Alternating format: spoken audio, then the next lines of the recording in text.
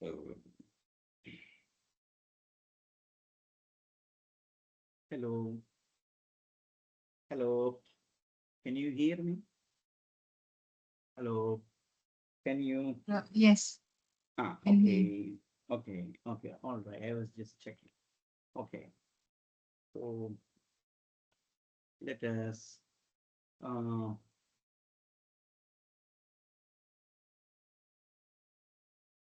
okay. Uh, okay. All right. Let us. I was. Okay. 11 people are here. And anyway, let me start and let me share my screen. I share my screen. Then kindly pay attention here, how I am starting your batch. Yeah, I mean, when you start a class, you should do what? You go to your working directory where you have kept your all the stuff that is actually I created a copy that is under the home. I mean, C colon slash user slash copy. So inside, I renamed this one. So I need to go here. This is the place I want to be. Specifically, we are working on here. Here it is programming language and fundamental, and we are still with the keywords. So, okay, here there is a lab session material is also there. That so let us. I want to be here. I want to be here. So typically, what I will do, typically, I all the programs what we will be doing will be in this directory. So what I do, I take the URL from here. This is the way I do. Or what I will do, instead of confusing you, here there is a general. General is there. General. Okay. Take this general. That is where we do the programming part. Just copy this address, then go to your this thing, your command line, the command line, and simply say change directory, go to this place. Under this, there is a general. General is there. Okay, here I am. You can see a dir or your ls minus l, you are here. And by remaining here, you simply say change directory, sorry, code, open the VS code here, open the VS code here. You are got all your programs. Other day, we were working on this anatomy program. So this is one thing. Second thing, I need to, this is not for you, this is for me. You need to go to this and go to this. We want our program. This is fundamental program. There is an this thing called the PDF file here. Open it, open it, open it, keep it open. Then that's it. And this is not, I mean, something I need to do it. 1 minute. Go to the home, my activity. There is training, my batches, next parts, and your batch. Under this is your whiteboard, which typically I use to write. Okay, now we are ready. Look here. I hope all of you are listening here, and I will be move bit fast. If it is, if you are not getting it, tell me that you are not follow. I mean, you are not able to follow. Now, let us start. First,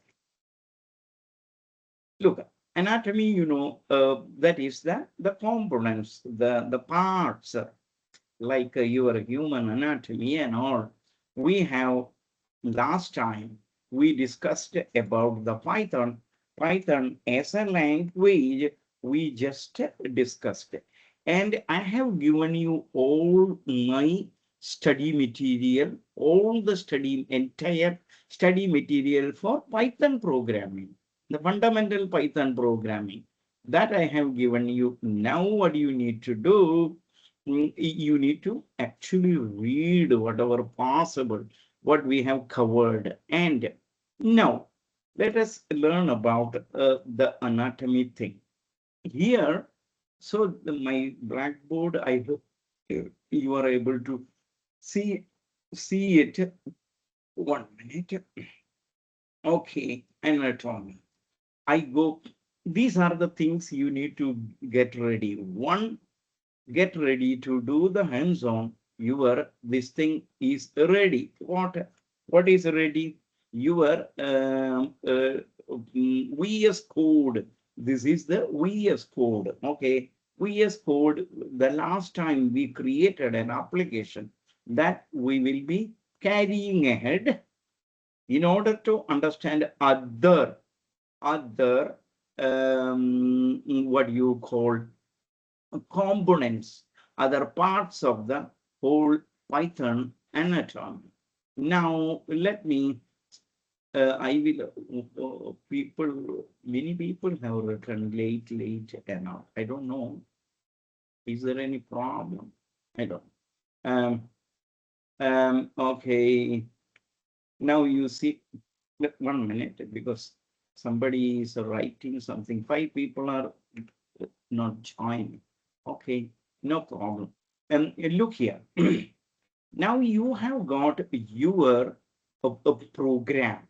What we discussed about our program, that the program in a sense, we are trying to resolve trying to find a solution for a problem. So you write a problem as a command. I told you, write a Python program that demonstrates the anatomy of the program, including if it is not fitting in one line, make it a second line, but put the comment. This is not an executable code. This is for you and me to get information. Whenever the interpreter sees this line, they will be excluded. Another, this is about the program. Now you see the number is an integer. This is a variable.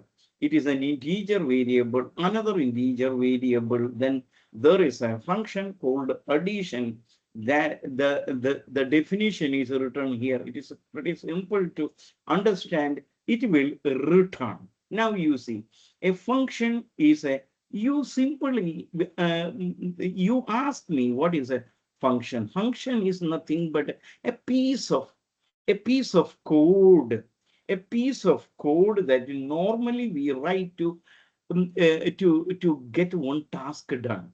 Here the task is addition, and the function will have more than one statement, maybe one, maybe two, maybe three, maybe 100, and function may return a value. Whenever you call this function, it will return a value, whatever may be the added value. And remember, def is a keyword, and your return is also keyword. There are operators, arithmetic operator, arithmetic addition operator, and you have got assignment operator, and there is the variables, an identifier, and there is a literal value and all. Now you see, this is your processing. Now you are coming to the processing part. Processing, in a sense, you need to call this function which you have divided, which you have defined. That is the function you have defined to add to numbers. That is our problem. Solution is to get a program that when you execute, it will add to numbers and get to the sum of the value. That is the very simple thing. Very simple thing. So by looking at it, you can understand look here, there are comments, there are variable, all that stuff. And this total is a variable, and number one, number two, these are this thing, variables, and num1, num2, these are the, whenever we call this function, these are the parameters passing. Actually, locally here, we defined it to variable. That variables are, I'm actually passing at runtime. This is a creation. Actually, the processing starts here, not here. Processing actually, when you call the function, that time the processing starts. Let us call the function here. When you call the function, it will return the addition value that I store it in another variable, and that variable I'm displaying, printing in essence. Let us display pretty simple, the result to the console. Now look at here. I go here, this program I have written in general. So you go to the command line and just see what is the name anatomy. Just check ls minus l, or your dir command. In Windows, you can see anatomy.py. So you call it either Python 3 or your Python if you are on Windows, or there is a shortcut in Windows, the same shortcut I created in Linux also. So I can write an tab. Now you press, you got the answer. Wonderful. You got the answer. Or you can run it over here. My preference, my recommendation, my suggestion is you develop everything over here. You develop everything over here, then save it. Don't waste the area here by calling the terminal and all. By calling the terminal, you lost. So don't do that. My preference is to save your program, go to your command line, and you go to the place where your program, that is in general. Under this AIML course folder, there is a folder called anatomy. Look here, general, that is under the anatomy, or what we will do, what I will do, let me close this for a while. Let me close it, and I will go back to anatomy. From here, I will call it your program, this, what do you call your program? Now you see, you have got everything here. You can see the general here.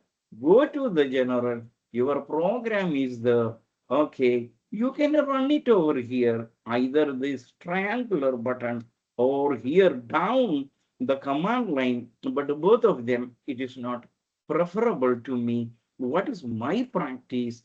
I go here in this thing. Look at. There are many ways you can run it. By remaining here in AIML course, I can run it. Look here, PY, and your anatomy actually comes in what? Look at. Here you are saying, look at. You need to learn this way. Look, you are saying, hey Python, there is a program here where in the AIML course. 1 minute, is there any problem? Somebody, I heard a voice. I heard a voice. So please stop your, disable your microphone. If you have got any doubt, please make me stop. Please make me stop. If whatever I am doing, if you don't understand, simply say, I didn't get it. I didn't. You repeat, or I will. But you need to ask me. Else, I will be under the impression that you got it right, correct. So look here.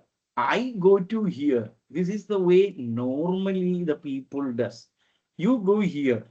In this folder, there is a general folder. You tell Python interpreter here, that is the dot. Here, there is a folder slash. What is the name of the folder? General. Press tab. General. Inside that, there is a program called anatomy that you run it. This you can do it in Windows and Linux and Mac OS. In the case of the Windows, you need to write slash backslash and general. It will not work here because this is Linux. So you need to say dot means here means wherever I am, where I am, pwd, that is home user gopi here. By remaining here, you call this program. What is the name of the where you go here itself? There is a folder called general. Under that, there is a program called anatomy. Call it, execute it. Okay, beautiful. So you got it. So this is the fundamental building blocks of a program. Now let us get familiar with it. Look, first thing, let me, I'm sorry, I need to go to the Python programming. Under fundamental, there is anatomy. There is, this is the folder. Okay, I'm sorry. Look at in the when you first thing what you see is a keyword. What is a keyword? It is a, in any language you work with, there is a concept called keywords. These are reserved words. You can use it. But in a restrictive mode. I will tell you why, what it is. And remember, there are 35 keywords are there as on 3.12 something. I don't know exactly, maybe 35, 34, 36. They may delete, they may deprecate, they may add. So by and large, I think there is a 35 keywords are there. We have already used def and we have used the return. You have already seen from and import and all. You have already seen. You have used what is importing. You are importing a module, Python standard library module, and work with it. You can even say, look here, the two-way you can end. Now, as the program what we have written, we didn't import anything. In this program, let us also add, give a scope of, just this is for a learning purpose, not a part of the problem. Maybe we can write a program that demonstrates the anatomy of the including variables and functions. Here we can write imports and function. If you want this code, tell me, I will give you later. I mean, once the discussion is over. Now, import statement normally this is about the program. Normally that we write at the top, then followed by the import statement. How you are going to use the import statement. Now, let us say we need to generate a random number. You can generate a random number here. Instead of hard coding 150, you can generate the number. Why do you hard code? Let the application generate a number. What do you want? Then let it process. We can do it. Look here. I can. For that, import import or let me show you one another format. From random module, from is a keyword, and from the random module, you import randint. Beautiful. Randint is the function. It is a function in that program, module called random. What it does, you can call a random this thing. How do you get it? Look here. Instead of hard coding, I say randint, you have already got it. Randint, you say, oh, you generate, you call the function randint. Look here, we will learn all these things. But in the beginning, you need to pay a bit attention. You generate, starting from, let us say, between 10 and 50 and 100. Between 50 and 100, you generate a random number. Same way, you say randint, you generate a number between 1 to 50. Whatever may be the range, you can give it. You can simply say, if you can put a comment, randint function from the random module is used to generate a random number. Here you can say a random number, integer between this and this. Beautiful.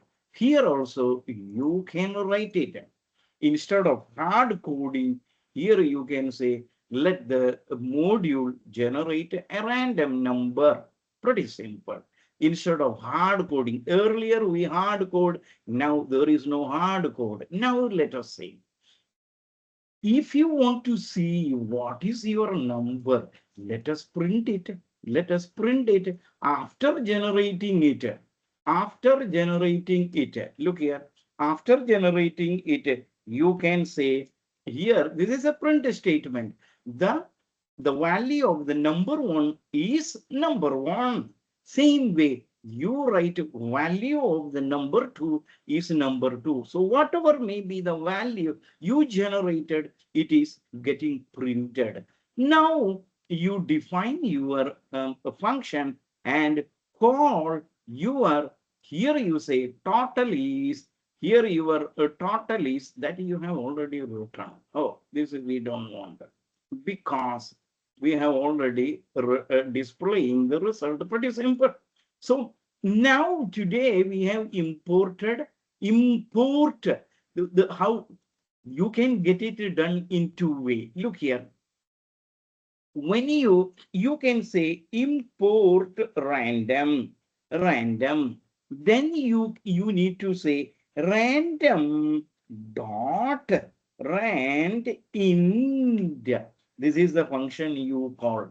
Or this is the simplest, my favorite. This is what I use. I don't use import random. What is my style? It is from random module, you import randint function. You got it. So directly you can call it randint instead of saying random dot and all. Simply say you were starting, the start and the end up to what? The range. Pretty simple. This is the starting range. This is the ending range. So this is, I like this way. You can write it both the way.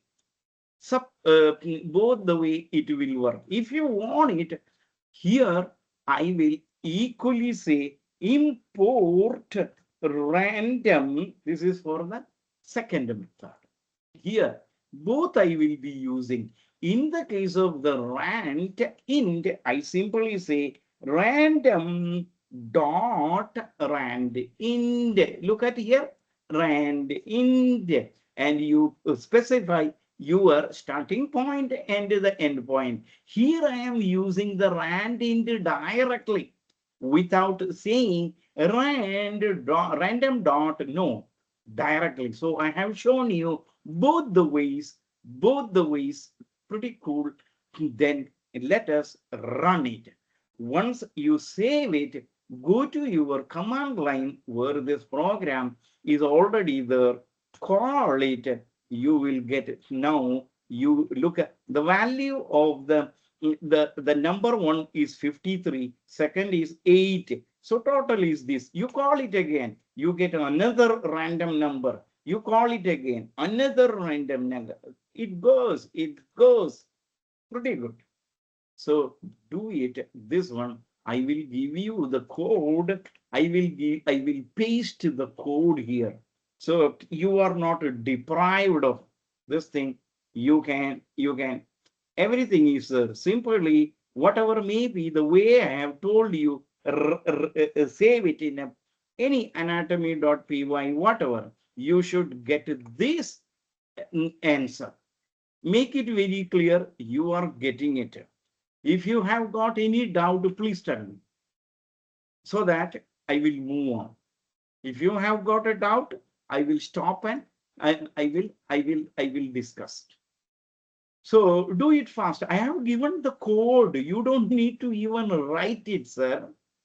You simply copy, put it into a new file, give it a name, anatomy.py, then run it. Pretty simple. Your life is so cool. You are not even writing a program. Ideally, you should write. Then only you will learn. Anyway, is there any problem in this running program? If you say yes, I will attend to that case. Okay, else, let me move it. Now you see, in our, any problem?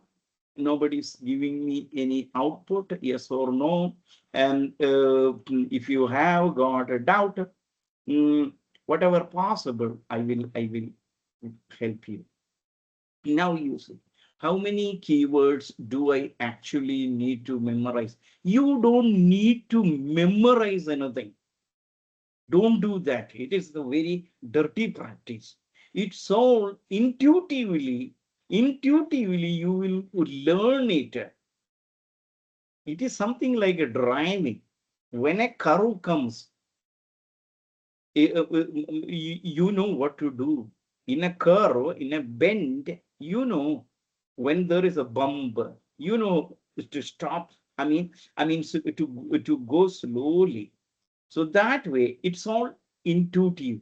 35 keywords, you need to know at least some 20, 25 at the most. And my suggestion is you don't need to memorize anything. That I will teach you in the next class, the very next chapter. And remember, it's all simple. When you write a function, let me write a function. Look, I have got a function. When you write a function, and remember, these are the functions user defined, not from the Python standard library or from any third party. No, you create your own custom library for your own requirement. Here my requirement is simple problem. Look at here. This also, let us do it. This also, so you will learn it. Another problem. You select the general and say new file. And here say greetings. Oh, sorry. Greetings. You need to greet the people. Greetings.py. Py. Greeting. You simply say, hello, Gopi, welcome, Gopi, that way. So let us do it. The problem here is your problem. The problem, and remember, always you are solving a problem. Write a program that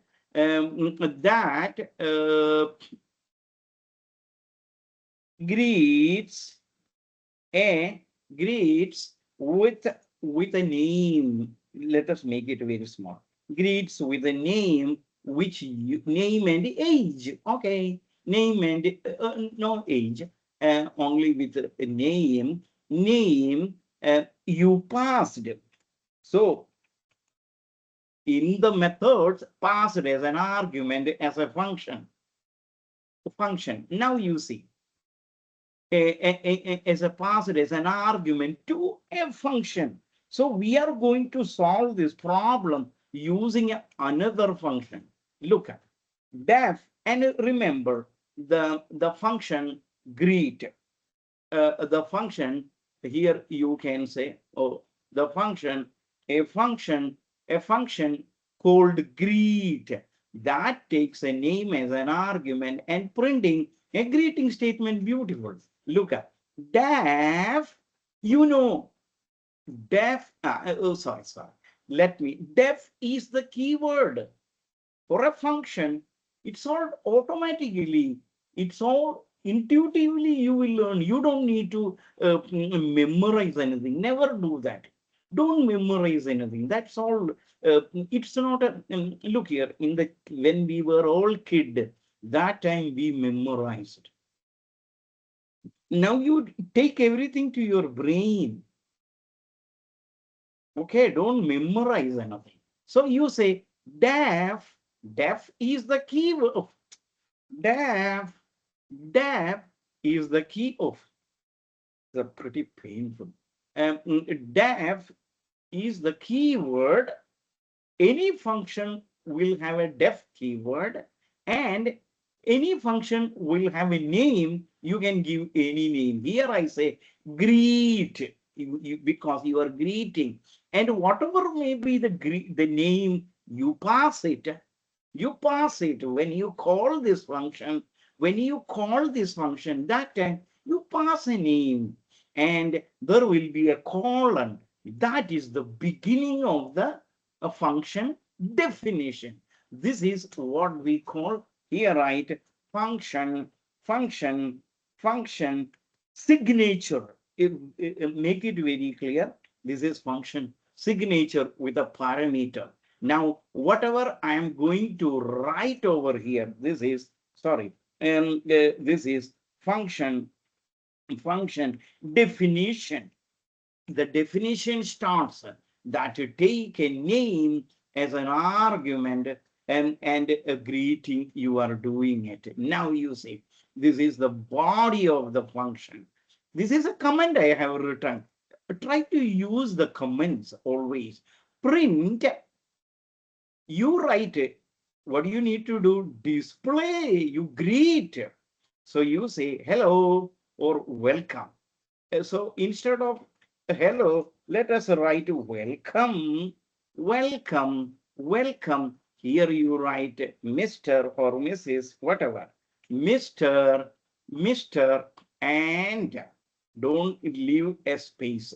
Here, Mr. and don't leave a space. Put a comma here. Then you say plus a name. And look here. Oh, this is pretty. A print. Okay. 1 minute. 1 minute. Look, I don't want to do. This is a string. It is a variable. Again, you are starting a string.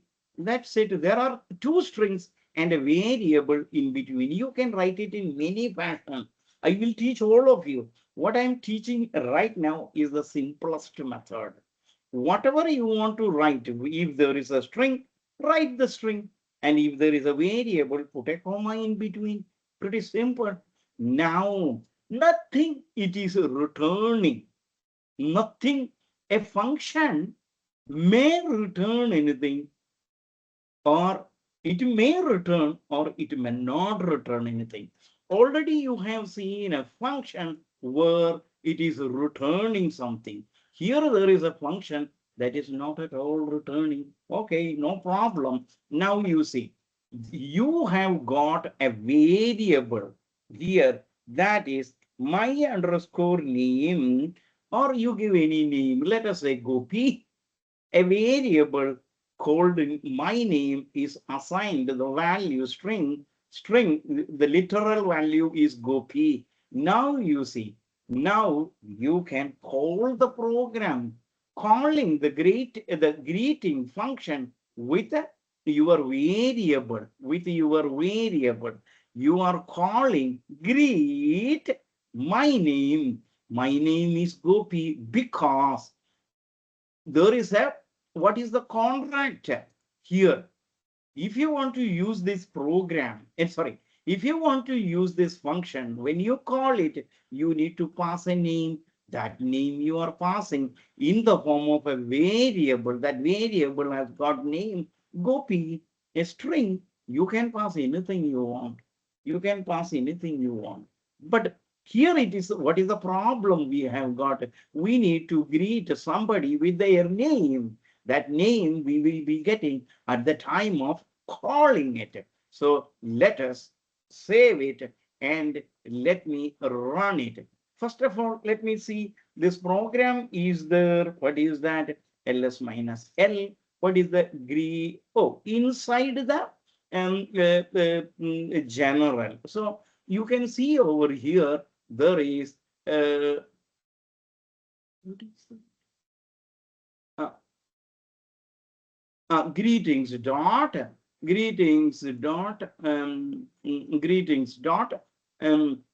what do you call dot py. Okay, so what do you do?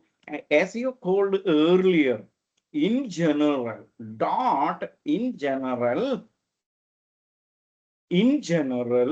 you can call, what is the name? Greetings dot py. Hey, welcome Mr. Gopi, welcome to the world of Python programming.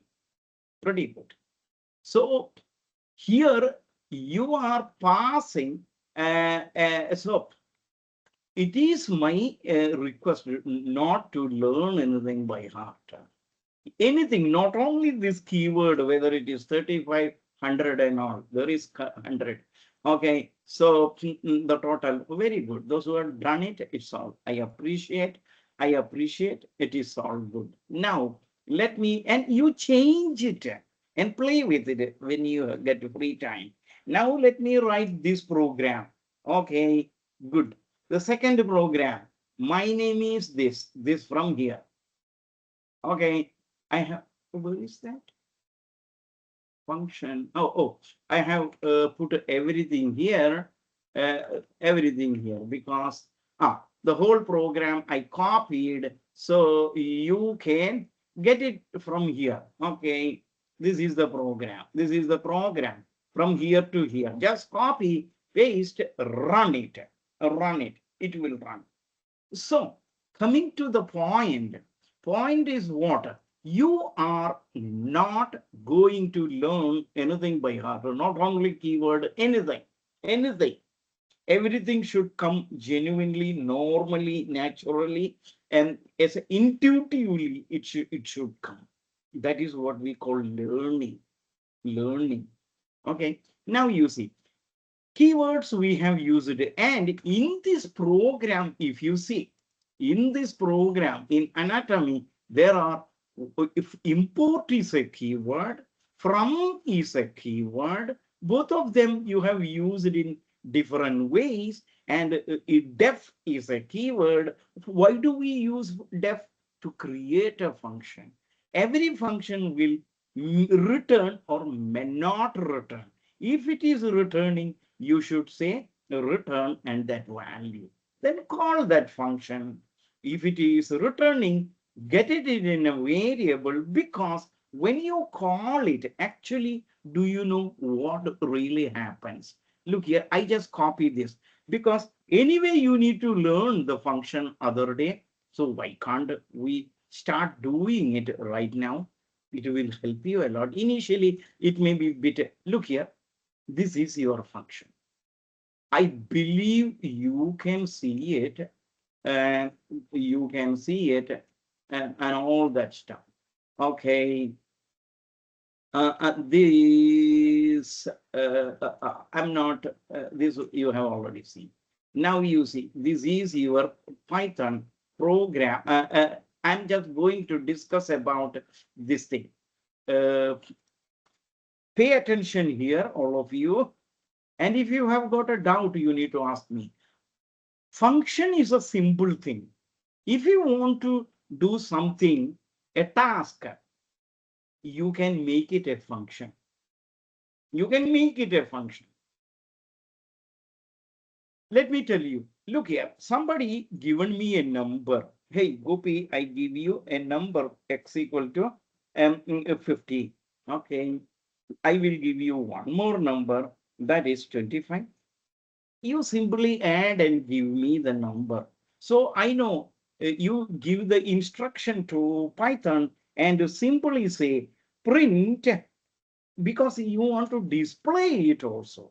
Or let us say this way.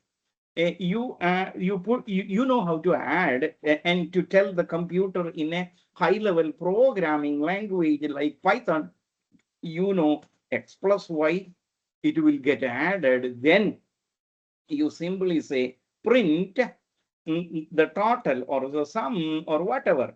If you wish to write anything, total, total, and you simply say z. Pretty simple. So I shown him, look, when you write it this way, let me, for the time being, look here. What I will do, I will just comment. Look here, there is a trick. If you want to comment the entire program, simply say control and forward slash. So everything become a comment. If you want to remove the comment, select and simply say control K and control U. So it came back. So that you will learn as an argument to a function. Okay, to a function. Okay, okay. Now use it. But for the time being, let me comment it. So control K, so that I can write here this program for you, or I don't need to do it. Let it be this way. Let us write one more program. In your general, there is a program called test.py. This tested .py folder already existing. Okay, where is that test.py? Okay, okay, I will use this one. Also, under the testing, this is for Java we have written. Okay, now the Java business is, we are not going to learn Java, so let me, let it be the, no problem. Let me, these I will remove, delete,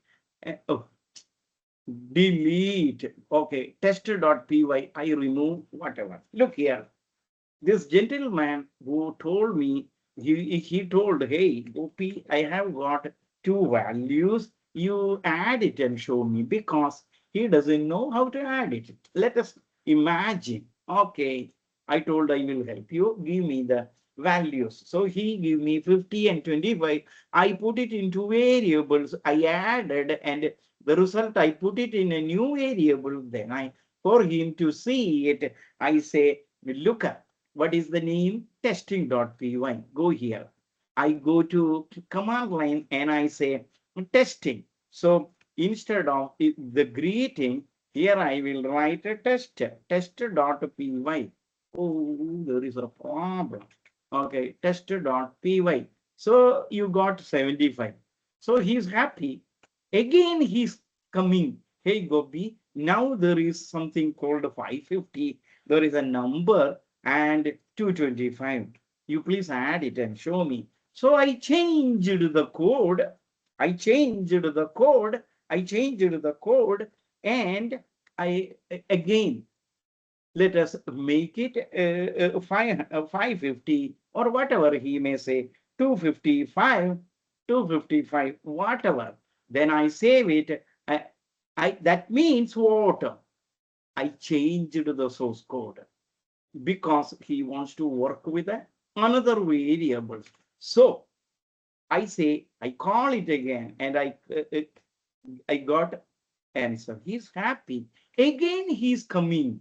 Every time he's telling, now the value is this, here it is saying this, you do it, please. So I run it. So he's happy. This way, it doesn't work in program. You can't, as much as possible, he is telling the same thing again and again, same thing again and again. So why can't he? Here is the beauty of the function. Instead of running, instead of changing and running it again, when you are changing, you are actually creating you are updating your existing function and existing code. So instead, I will say def add two numbers, and that two numbers are A and B. Now I am telling, hey, you give me any number you want. You give me any number you want. So, so he's giving me, let us say, this is the number he has given, X and Y. Now I can remove all this stuff. Or let us say, now he's giving me another numbers. Let us say, look here, my function is ready. This is a function, add a function. Now this function is ready, which will save my time, save my effort, and it is reusable. Look here, function is ready. Now I am asking him, what are the new value? Have you got any value? He is saying, look, A is equals to 10, and he is telling B is equals to 20. No problem. Call the add function. Now you call the add function. Or call the add function. And when you call it, and remember, there is a return variable, because when you add, naturally, you will get a sum total value that you return. So when you call it, you here, even though you have written X and Y here, this is X and Y, but you have got a new variable. You can write it A, comma, B, no problem. Then you return, you write your total here. The result is equals to result. So I don't need this this dirty work. Dirty work. Let us comment it, control forward slash. Okay. Now I have got a function. You give any number. I call this function. It give me the result. I can print it pretty simple. You go here and call it beautiful. Beautiful. If you're changing it, okay, he says, okay, 100 and 200, but you are not changing your function. Only the variable value you changed. Now you go back and run it 300. You change it. I mean, whenever he gives, you pass that, only the value you need to change. Rest, everything is same. Okay, beautiful. So this is the concept of Python. I will give you entire code. First you comment entire thing and run this. Instead of doing this dirty job, let us make it a function and call the function. So I will give you both the code, you can, is this correct? Oh, wait a minute. Let me give you, send it across, run it. Now there are people, is this correct? Python, greetings, welcome, whatever. Yes, you change your name, you put your name, and you put your name. Don't write my name. No problem. You can write anything. Print is not considered returning, sir. Actually, I appreciate your question. Look here, let me get into the details, even though we may go bit slow. No problem, no problem. Look here. Let me talk about the function. This is the function. Okay. And or. Let me talk about that function. Which one you are greeting? Okay. Look here. Your question is, when you are printing it, it is not, no. Technically, what is really happening, that let me tell you, because I can write return instead of printing. Look here, this you need to understand correctly. Let me say, greetings. Let me write it. Greetings is equals to, let me write a string. Okay, beautiful. Look at, I'm changing it. Greeting is a string. It is a variable. I create a string and I say, welcome. This is a string. Okay. And I'm storing in a variable called here. I can write it print greetings. It will write it. Equally, even after printing, let us say you return the greetings. You can do it, sir. Who is preventing you? So whenever you call it, this function, look, you need to pay attention thoroughly, then only you will understand. I thought of discussing it later, but as you asked, it is my duty to tell you everything. Look, many way, let me call this program. One way, I'm calling it, and there is a return is there. So I simply say here also, don't worry about the variable name. It's only an identifier. Okay. Greetings. When you call this line, I will tell you how the execution happen. If this is a program, your interpreter read the first line, second, oh, it is a command. So third is also command. Fourth, to here, it is a definition. So that time he will leave it. So in truth, I'm telling you, he will never read this. Whenever see this definition, he will come down. He will say, okay, there is a variable this guy is defining. Then he will define. You know the background process of a variable with a value and all. I have discussed it enough. Then it comes to the 13th. It is a command. Then there is a 14th line. This is the place you are calling this function called greet. And you need to have a parameter or an argument to this function because it is expecting something called name. Look at, if you keep the cursor here it says parameter name. What is this? It is a function. This is a keyword. It is a keyword. Now you see, your variable is already ready. So why can't I pass, when I call the greet method, I am passing this variable. Or if you don't want this, you can hard code any name here, sir. Let us say Imran. Okay, Imran. Okay, Imran. You don't need to put it in a variable, but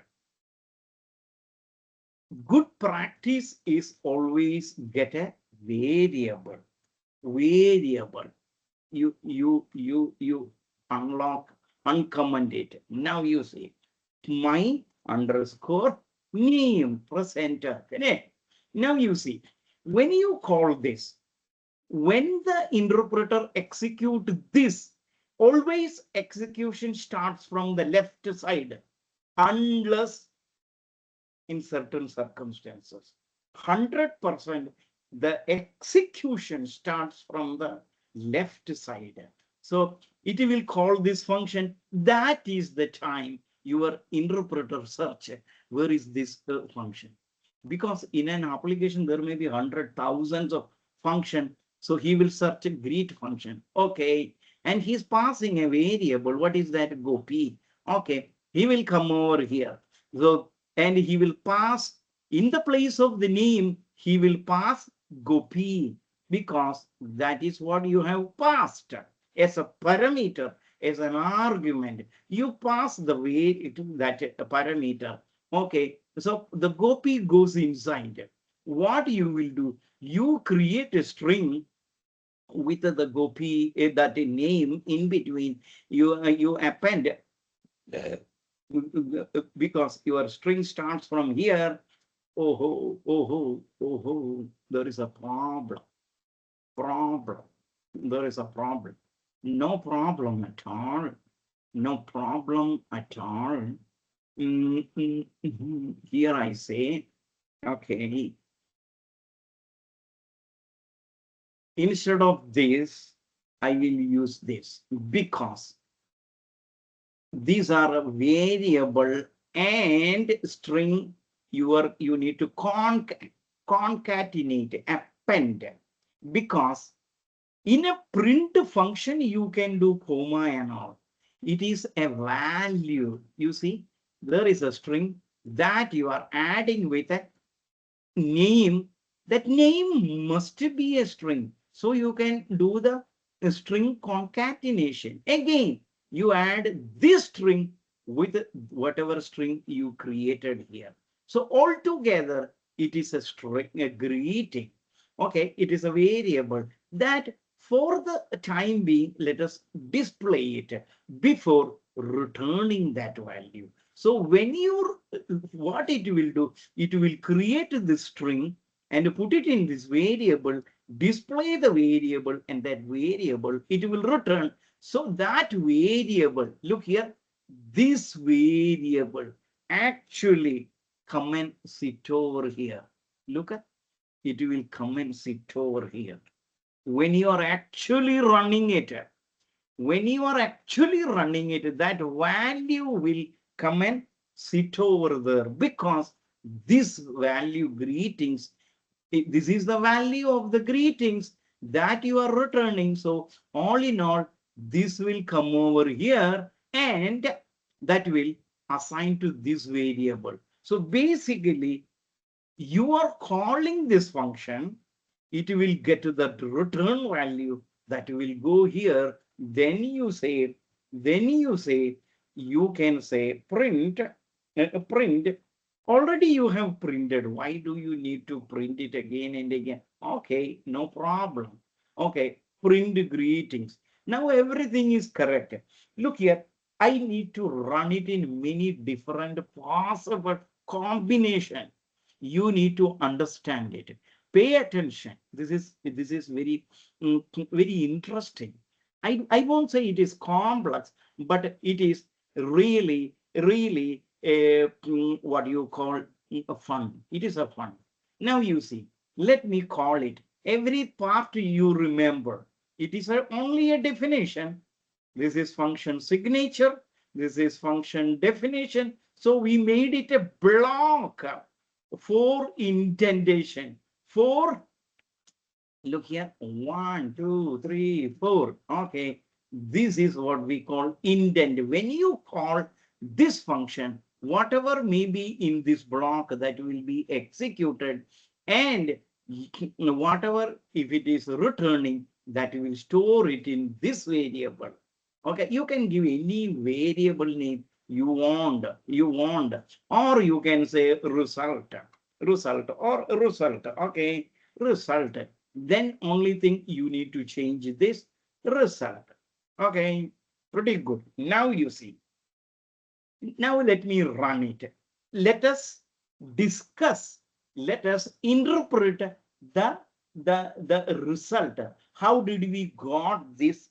Then you will understand the capabilities of return. And look, here it is returning that you got it in a variable and printing it. Pretty simple. Wait a minute, there are messages. I will see it. Let me run this. Look at, I go here and I say this. Okay, it will say result.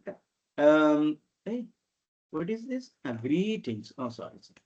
Greetings. Okay, greetings. Okay. Why did I have got it two times? Welcome, Mr. Gopi, blah, blah, blah. Welcome, Mr. Gopi, blah, blah, blah. Why did I get it twice? You explain to me. Look, this is a definition I told you. These are the execution. Execution actually starts from here. These are the statements, the execution, and it starts here, okay? Because this is a definition, he will ignore it. And at the line number 12, it is a executable statement. So he will start executing. Then the 15th line, he is actually calling this. That time he will come with Gopi here, and he will make a string with the help of Gopi, that name variable, put it in another variable, and first time it will print. That is this. First time it will print. Okay. Now he is returning. So here that return value will come. That will assign to result. Again he will print. This is the second print. So you got it. So let me give you this code, because I'm going to change that code. Okay. Before that, wait a minute, all of you. I will come to, I will read. You take this code. I will come back to all of your the questions. Now you see, I'm going to change. Now, as you said, just because of the print, there is a printing. So what? You can print anytime you want. Who is preventing you? You print it here. And remember, let me remove this return statement. Now game is different. When you call this function, it will simply make a string and print it. It is returning nothing. It is returning nothing. When you call it, when a function is not returning anything, it is returning actually none. Look at, none is a keyword, meaning currently any variable, none means a value that doesn't have any meaningful value. None is a value which doesn't have a meaning. It is not blank. It is not zero. None means nothing. Okay. So when you commented it, this function, when you call it, it will return, it will print, all that things will do. Then it will print, then it will return none. That none will be stored in result so that it will print result. The none. Let me see it. Look here. I run it. Look here. First it will print welcome, Gopi. Then as it is not returning anything, it is returning none. When you make it very clear, when you are not returning anything, you are implicitly returning none value. That none value, unfortunately, gets stored here that you are printing. That is what happened here. So you make these changes, and if you want this code, I can put it. Both you run it, and if you have got any doubt, you need to ask me. So let me make it very clear what is a none. None is a keyword. Remember, none is a keyword. When I can, look here, I can write x equal to none. That means at this point of time, x doesn't have a value. That's it. That's it. Simple. X equal to none. X doesn't have any kind of value. Valueless. So none is a keyword that we will discuss. Now you run both the programs and let me attend to the questions you people have written. Is this correct? That the print is not considered returning. No. Now let me answer you. Print is an independent statement. You print it, so it will display. Returning or non-returning, that is your prerogation. You need to decide, do I need to return something? It is irrespective of the print. Print is an independent statement. Let it display anything. Now, to return or not to return, that is your decision. If you return, you will get that value. If you don't return, you will get none. Is this clear? Now, let me see. Welcome. Okay, very good. Now, this is also okay. Change your name, don't put my name. And okay, now let me, this is, got it, sir. Then here, I didn't get it when to use concatenation, commas. Now, if they are all type same, we can use concatenation. What if use commas instead? Will it affect anything? Let me answer this question because this is a very valuable question. Look, now let me tell you something. Let us write another program. Another program. There is a test. I don't want to. Let us write another the test one. Okay, let us write another program. Make it different programs. Okay, test1.py. Okay, look here. Pay attention here, all of you.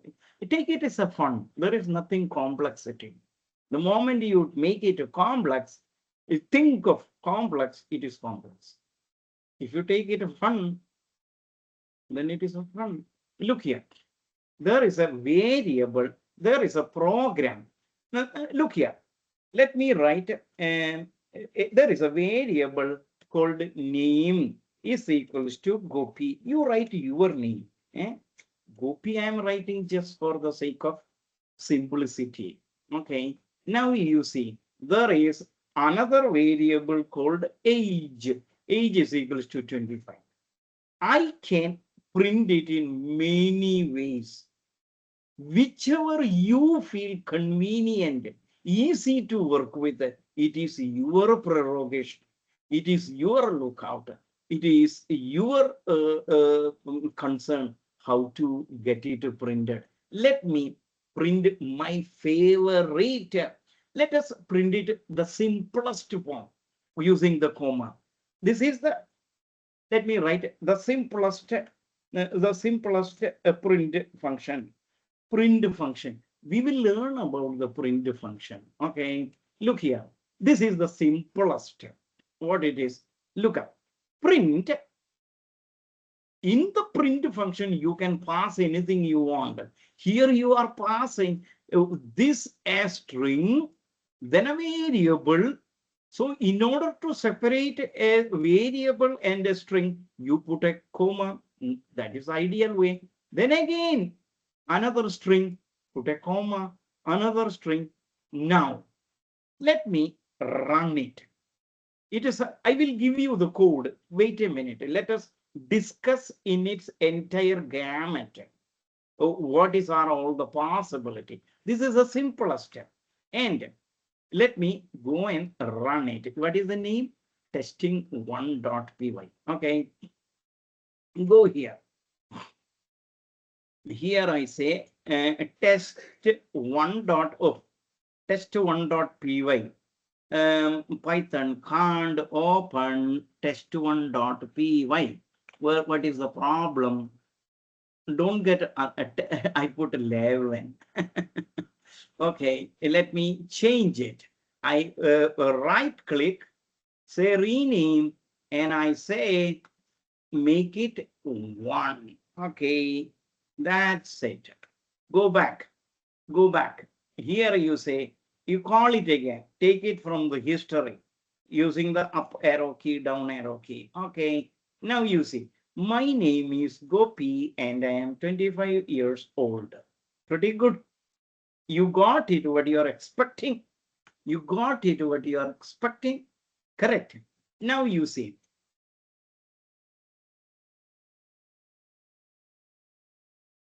another another way of printing using not string concatenation. Okay, here you can directly concatenate the string. Concatenate the string. Okay, look at another way. You can put it as a variable also. Whatever you have concatenated, you can put it in a variable. But why do we need to do it? Making a variable, temporary variable, remember, you are getting a cost. Memory is used. Once memory is used, it is cleaned later. It's all a costly business. Now, so as far as possible, try to avoid wherever you want it, then you use it. Here I say, my name is, the theory is that, look here, let me copy this. Let me copy this. Theory, I didn't teach you the string. Remember, that is another data type that we will learn it later. Look at, my name is a string. Okay. With the my name, there is another string. I am another variable I am concatenating, provided that variable should be contain another, I mean string. And fortunately, the name is Gopi. Okay. Now you want to concatenate this. Okay. Now you plus this. Okay. Plus this. Now you want to look here. Here you don't worry. You may, 1 minute. Age.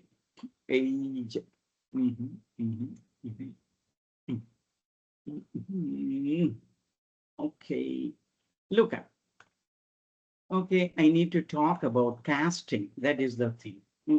Because this is going a bit hard. I mean, you may not appreciate. Look here. Here, where it is.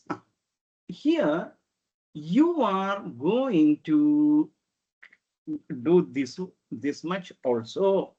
Age you want to concatenate, then you want to concatenate this much years of old. Pretty good. But the problem here is you can concatenate a name. So you can concatenate a string with another string. Let me show it to you. For the time being, I just say control forward slash, gone, everything gone. Okay, now you see, let me tell you, print a hello world. If you want to print hello world is a string.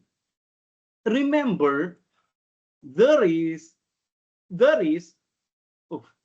hello world. Now you see, there is a variable called x equal to Gopi, or name is equals to, let us say, name is equals to Gopi. Now you see, you can print hello hello, my name is Gopi. Look, here, this is a variable that you can use it using the comma plus, else you can simply say Gopi, I mean name. Both will give you the same result. Same result. Let me, what is this? Test1.py. Okay, look here, test1.py. Hello world, my name is Gopi. That is what you have written here. My name is, give a space, Gopi. Okay, you are able to concatenate name variable with this string because name is also string. String and string you can concatenate. String and string you can concatenate. Now you see the fun. You are writing something like a print my age is, that is, it is a string. Okay, this is the string. Now you see, if you say you can, there is something, a variable called age. Pay attention, all of you. Look, my age is, you can say age. No problem, no problem. Here, it is a variable. Here you put a comma, it will work. You run it. Look, when you're running it, it is saying my age. I'm not reading this one because we have discussed. My name is Gopi. My name is Gopi. Okay. And then my age, comma, it will work perfectly, no issue. But if you try to concatenate, then all the hell will break out. This you have seen. Let me copy this. You will end up in an error here. Look, my age. You are not using comma, but you are saying my age is, that is a string. You are adding with age. But remember, now you have got a problem. Look at, go back. There is an error. You can only concatenate. It is a type error. The type of the error is type error. The type error, because you can only concatenate a string with a string, not a string with an integer. Age is an integer. So that time you cannot concatenate, but there is a workaround. There is a solution.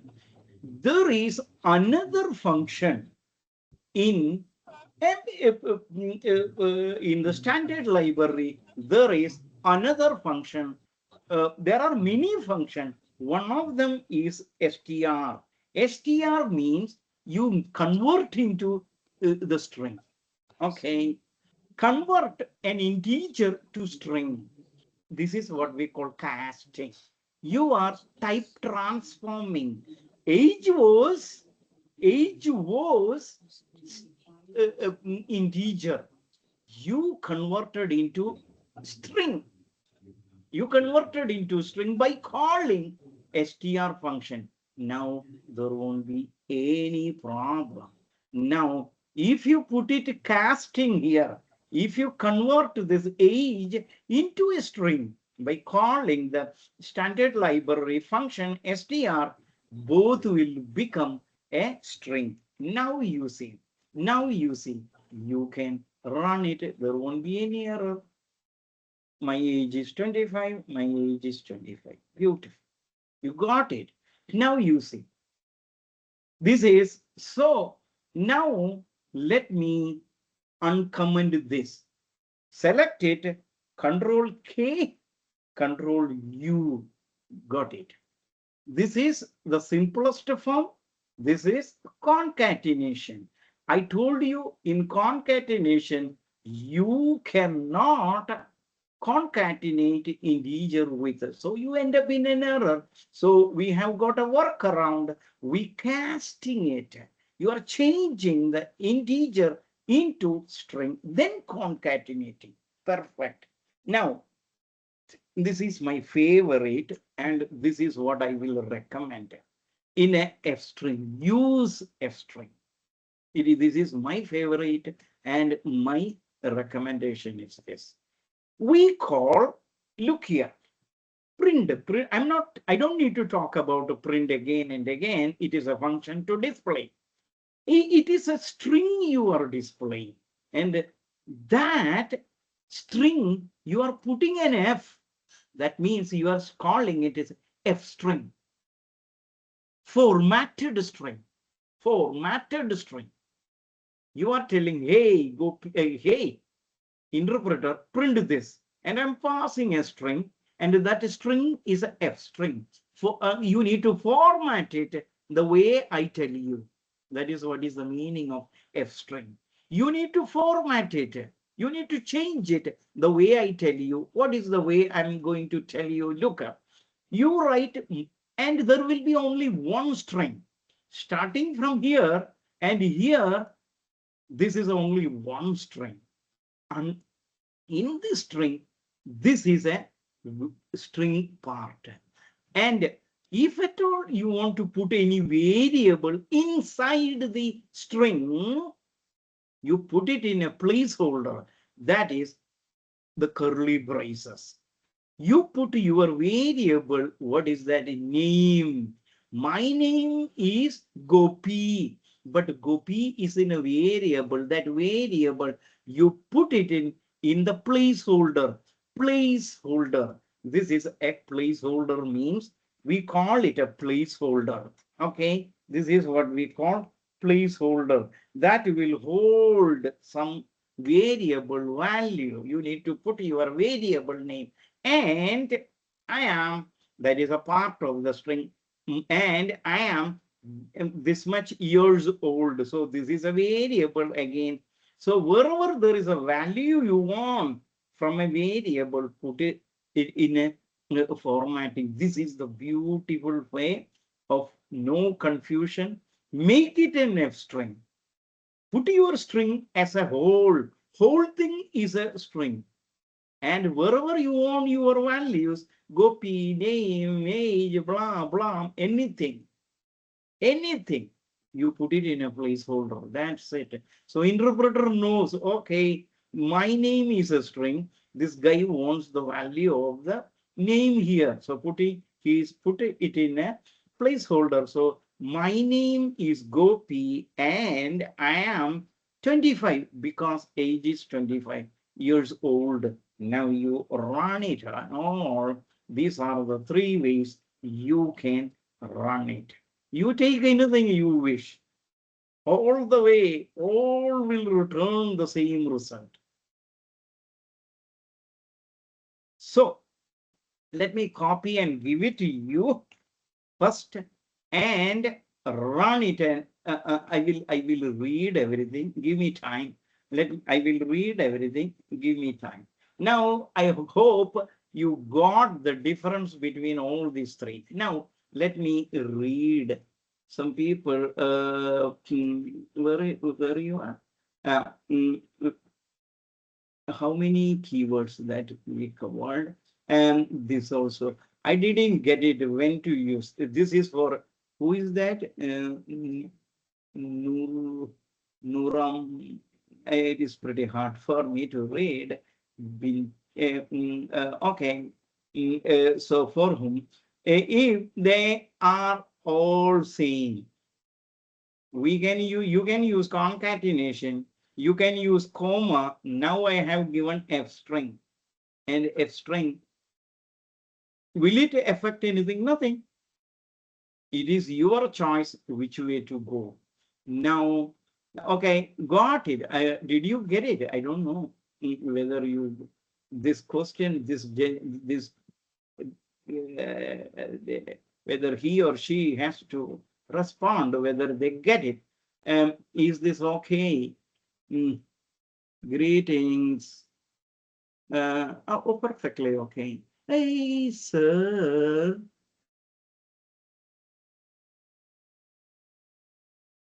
Who is this gentleman? This one? Why you did activated a Python environment? Hello, I didn't teach you the environment, Python virtual environment. They have activated it. Anyway, I will teach you later because I don't want to add more burden at this time. You have activated AI underscore env, and it is in a Python, the PowerShell. Okay, are you aware of virtual environment? Because at this point of time, we don't need to use any external library. Whenever you use an external library, that time there is a sense, there is a meaning in using virtual environment. At this point of time, answer is no. And your this thing is correct, sir. Why does it appeared twice? Where here? I run this. I run this.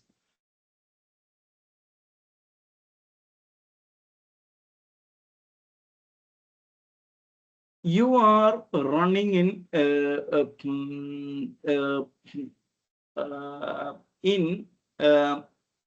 your, I think by looking at your code, I think you are running in your, what is it, Colab. Is it correct?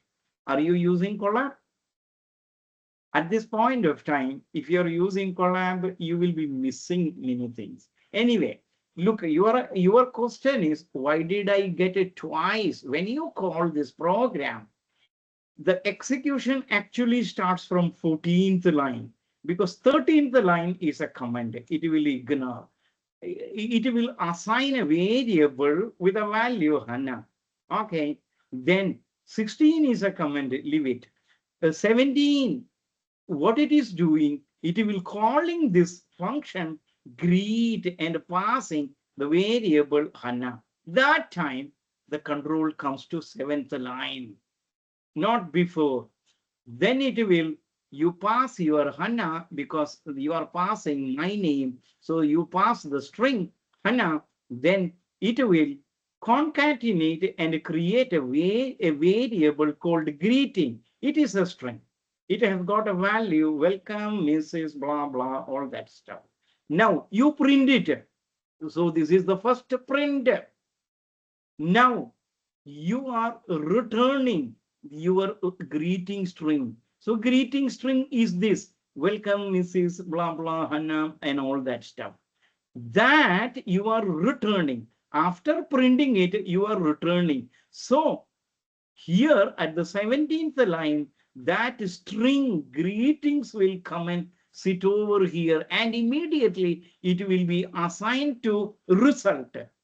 So it is printing second time, same thing. So what is the confusion here?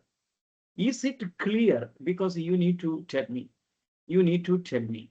There is nothing. It is I run this. So you need to tell me that you got it. Who it is? Hannah Ghazal. Okay. You need to tell me. Oh, I get it now. Thank you. Okay. Okay. Now you see. Okay. Now I give you the three-way. This program is beautiful. I gave you three-way of string manipulation. Actually, there is a chapter, a Python string. That time I thought of dealing with all that stuff, but let it be, because that time I can go fast. Now I will have a bit pain for me too, for you too, but let us take it ahead. And so there is three-way. Now, where are we? We lost there. Keywords.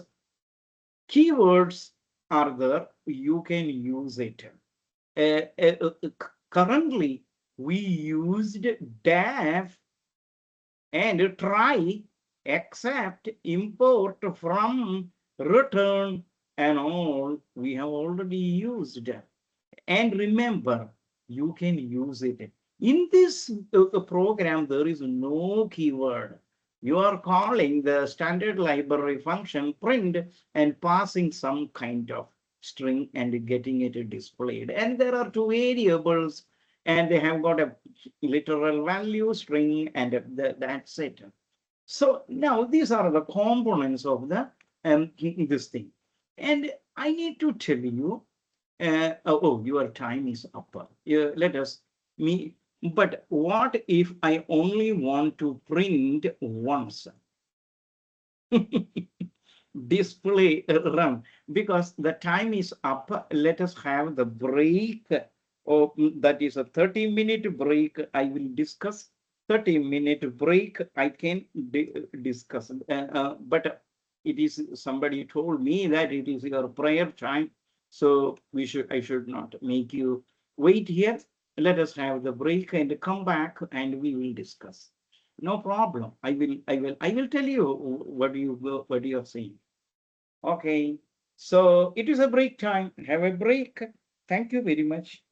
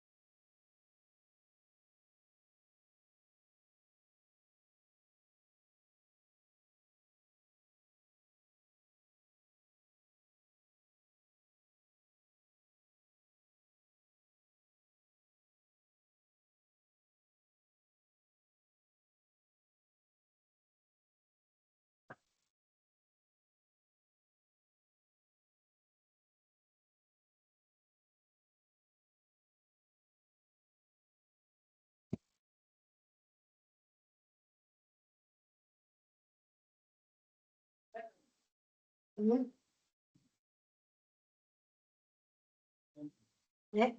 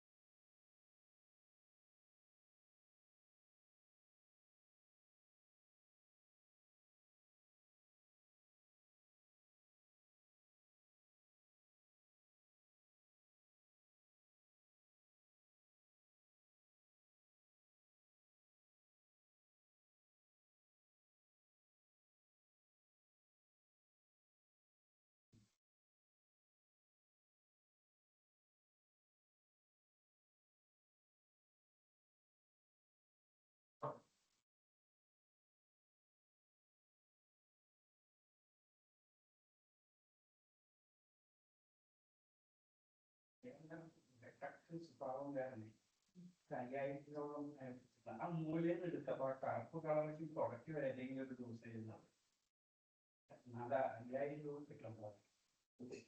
5000 കിട്ടും.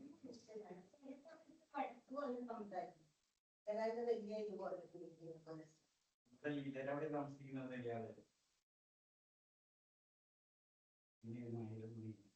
ഇവിടെ വന്നിട്ടില്ല. ഇയാൾക്ക് വീട് വന്നു ഇപ്പൊ ഇന്നും കണ്ടാകും പെങ്ങന്മാര് കെട്ടിച്ചോർക്കുന്നുണ്ട്.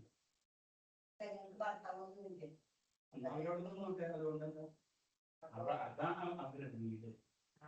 ഇവിടെ വന്നിട്ട് മുടി പിടിപ്പിച്ചിരുന്നിട്ടല്ലോ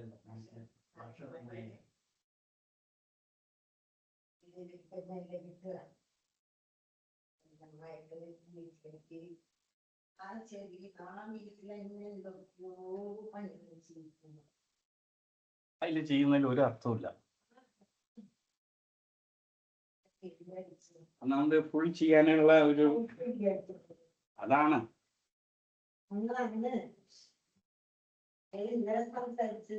എനിക്ക് തീരെ ഇഷ്ടമായില്ല.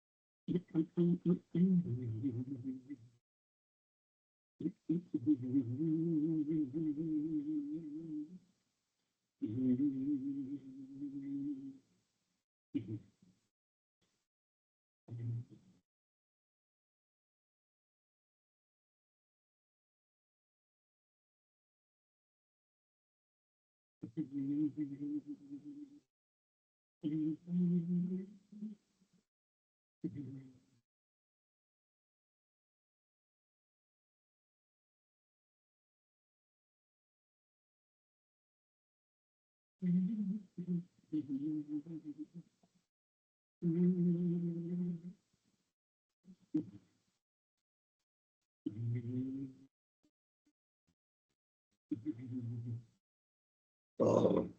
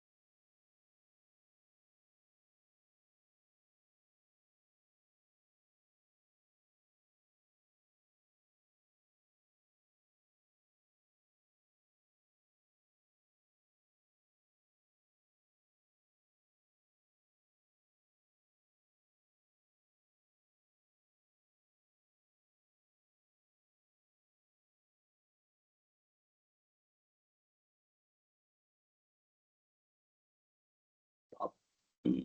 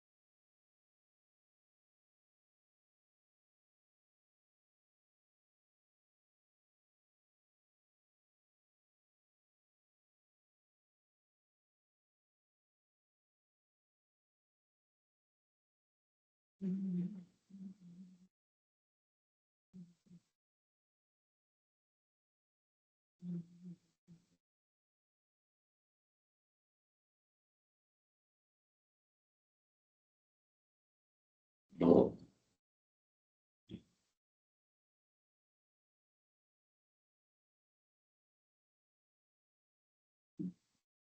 Uh,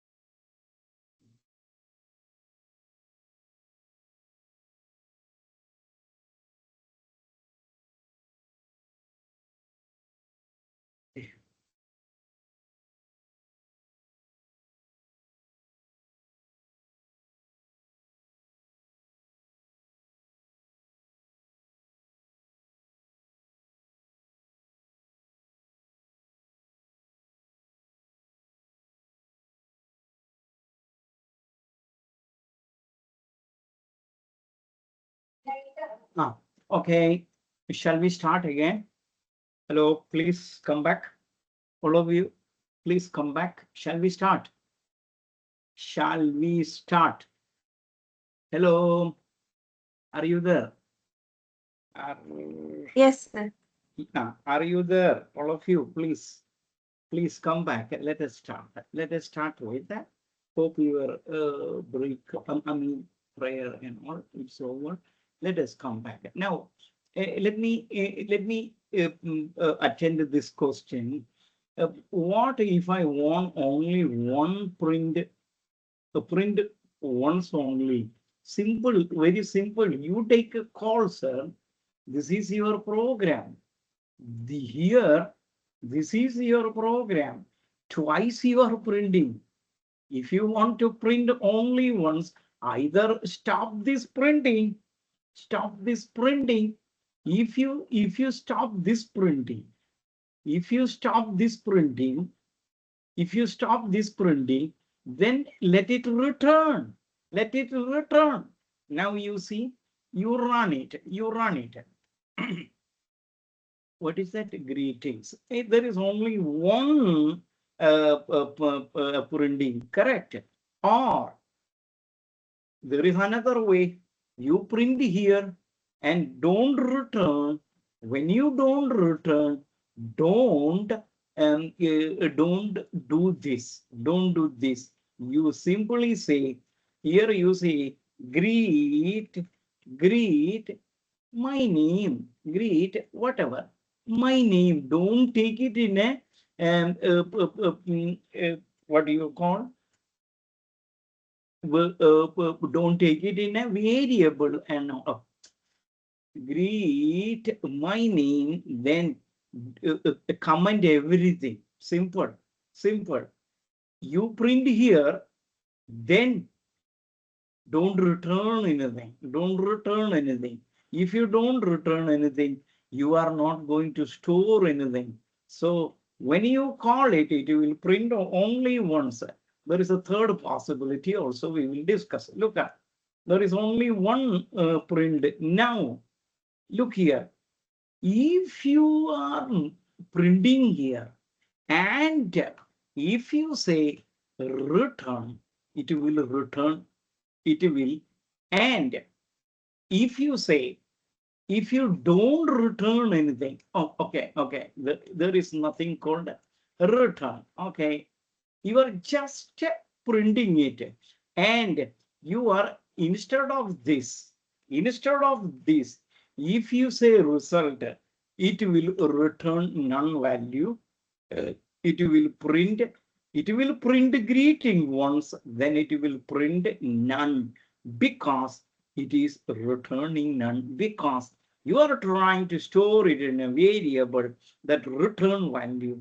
That is, unfortunately, it is returning. When you are not returning anything, you are returning none. Let us say this is a third possibility. Look here. Oh, 1 minute. Because you are not, and print it, and remember, you print it, save it, and now you will get a none value. So don't do all of these things. None means it is confusing. You don't get anything, because that's the way it is. That is the way you told, you are not returning anything. There you take a judicious call. How do I want it? Do I want a printing? Where I want to print it? Do you want to return anything? If return, then try to catch it, then print it. And remember, look here, instead of storing in a variable, same thing, I can get it done within one line, in a one line. I just commented this, okay? I just commented the fourth possibility. Look here, I just commented, look, instead of all these things, simply I say print here, only you call it, even though it is none and all, don't try to get it into a variable and say, you simply, whatever you are getting, of course, you are getting none. I mean, instead of, oh, what is this nonsense?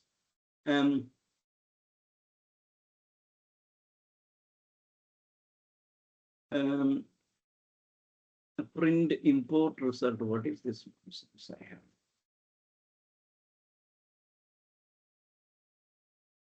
One minute, because this dirty thing is not helping me. Okay. Now, if you say, look here, this is, it will again print none, because it is not returning directly whatever you are getting. Instead of storing in a variable, you are directly printing, even though it will print none. So you take a call what is to be done. Now, hope it is, I explained to you. Well, now, shall we start again? Please do come back. Oh, sorry. I'm reading my own. Okay, sure. Now, how to delete the space after my name here? How to delete I didn't see any spaces from the code. I wrote, let me check it. Where is the space you mean? Greeting, my name is Myron, and what is the result you are getting? What is the result? How to, I didn't get your question correctly. No problem. Let me make it out. Sir, how to delete the space after my name here? After my name. After my name. Welcome. Oh, this gap you are telling. Pretty simple. Pretty simple. Look up. Welcome to the world of Python programming. Let me go to the welcome to the world of my programming. Look up. This is welcome to Mr. Name.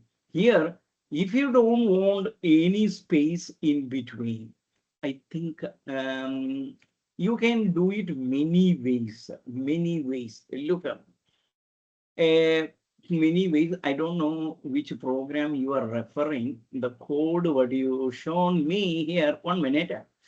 because the code what you have shown. Welcome to. Well, this is perfect. None. Okay, none means you didn't pass anything in the return statement. That's it. And if you don't want to see the none, don't return anything. That's it. Let me see the code here. Welcome to. Okay, welcome. Okay, you pass, comma, welcome.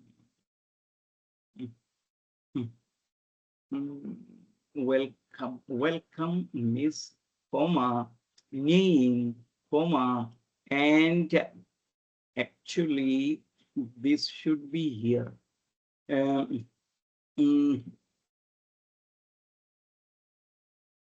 Which space you are talking about? Welcome here. Welcome, comma, the name, comma, then there is another string. So there is no space at all. What do you mean by the space here? 1 minute. 1 minute. What is the space you mean? I got it. It's okay. Okay. Now, if you are through with it, I'm all right. Thank you very much. Now, let me go back. Look here. Enough. Let us go back to the. We covered. Let me. We covered. So in anatomy, there will be keywords. We didn't use all of the keyword, some of the keyword. Now, we will discuss about the keyword next. Before that, what is an identifier? Now let us take our programs and see what are the identifiers we have. Look, you take anything. Identifier is the name of the variable. Look here. Identifier is the name of the variable. These are the name of a variable. Whatever. This is the how to name. This is the rule of how to name a identifier. Identifier. That it is telling pretty simple. Look here. Now let me take the test 2. Let me take a test 2. Okay. Oh, all this. The test 2. Okay. Let me take the test 2. Okay.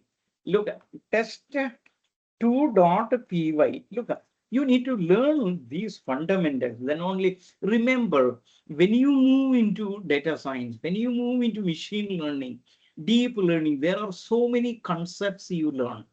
That time, don't ask how this Python code works unless you pay attention to these basics. That time I won't discuss about the code. Code is right now I'm discussing. Okay. I'm sorry. Anything? Any problem? Oh, any problem? Hello? Any issue? Welcome to. What is the problem? Say the problem here. I didn't get it. Why there is space after my name too? I didn't get. I don't get it. Why there is space after my name too? So where is your this thing? Where is the code or the result? Welcome. I didn't. It is correct. What is the? Where is your output? I don't get it. I don't get it. Why there is space after my name too? But where is your code? Where is your code? Is it the code? Is it? This will be this. This must be your code. Okay. Why there is space? Welcome to. Is it the code?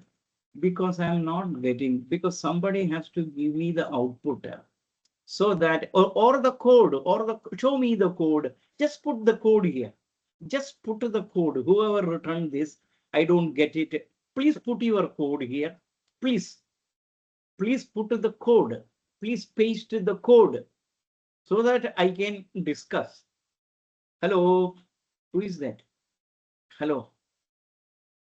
Please paste the code. or show me you if you want to. Hello, I don't get it. Why there is space? Okay, this is your code. Oh, this is your code. Okay, I look here. I just copy everything. I just copy everything, and I go to. I write a new program called test2. Okay, for your sake, I will write it over here. Oh, because look, why do you leave this much space? Okay, actually, you don't need to. Okay, my name, leave only one space in between. And remember, here it is three space, sorry, four space. Look here, 1, 2, 3, 4. This is where it has to be. Okay, now you see, look, it is all very hard to, now you see, this is, my name is this. Okay, now leave every space we don't want. Okay, look up. You welcome, miss. This is what here. Let me run it as it is. As it is. Your name is Myra, and you are calling very simple. Let me call it over here. This is test2. Test2. Okay. Okay, test2. Okay, P1. Look here. There is Miss Myra, and it is because of this space. Okay, you left a space. I think. Okay, there is 1 minute. Okay, welcome to Miss name. Okay, name. Actually, there can't be any space. Let me run it again. Myra, here there is no space. So there is no space. Here, greeting. Now, let me run it. Well, welcome, Miss Myra. Then there is a space. Okay. Okay. Myra. But there is no space at all. There is no space at all. Welcome. Why there is a space? Why there is a space? Here, it is starting from here. 1 minute. And after there is a space, that is acceptable. This is acceptable, but here, okay, okay, 1 minute, because I don't get it even. Welcome means, okay, mean, 1 minute, let me run it again. Welcome is, welcome is, and actually there is no space. 1 minute. Oh, 1 minute, 1 minute. I'm sorry. You are, okay. I put it this way, comma, then, okay. Okay. That's Now, other programs. 1 Not this minute. program. Let me try this way, because welcome. Is it this program? What is that? Test.py. There's other programs of this program. Because I can't hear properly. Does other programs affect this program in case I put space in other programs? No, because this is a problem. There is a problem. We need to simply ignore it, because let me change the program. Okay, now you see, instead of this, let me put it this way.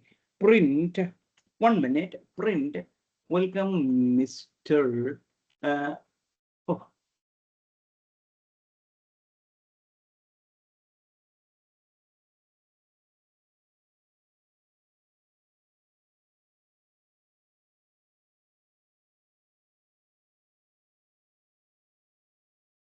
okay, welcome, whatever your maze and on, maze and out and name, comma, and actually there is no meaning. Uh, mm, this is the same thing. Why there is a 1 minute? Ah, sorry. Now let me. Even after here also you get it. In that case, it is better work with this thing instead, because it is now. I think it will be over. I think it will be. It will be now. It is perfect, but because it is unnecessarily, it is creating a space in between when you are using a variable by default. It looks that way. Now let me run it. Let me run it. Now it is perfect. Now it is perfect. Now let us conclude what is happening here. Look at, look up. Let us, where is your program? Look up. When you are using it as a variable, by default, it is putting a space in between as a variable. But to avoid it as a workaround, as a solution, as a fix, you can concatenate it. And the most beautiful way is what I told, because I think this will be the most beautiful one. Instead, you say F string and put your string. Welcome, all that stuff. This will work perfectly without any trouble. Look at, so that is perfect. This is the perfect way. This is why I use this thing. So this is the program. You can play around and try to understand why it is that way. It is because when a variable and a string, I mean a comma, there it puts a space. So there are workaround. I give you, I done it. So let us move on. Let us move on. I'm getting, we are going very slow. Now, I know in a program, there will be keywords. Wherever you need a keyword, you use it, like a def, return, import, blah, blah, all that stuff. And you don't need to memorize it. Identifier in a program. Oh, okay, sir. Thank you. Look, look, all right. In a program, there will be identifier. In your program, there is identifier. My underscore name is an identifier. Look at, my, look at, this is from where this my underscore name is a variable, is a variable. Actually, a variable is an identifier in Python. I mean a variable name. That's it. That is, this is, you know, whatever. My name here, you remove this stuff. My name is an identifier.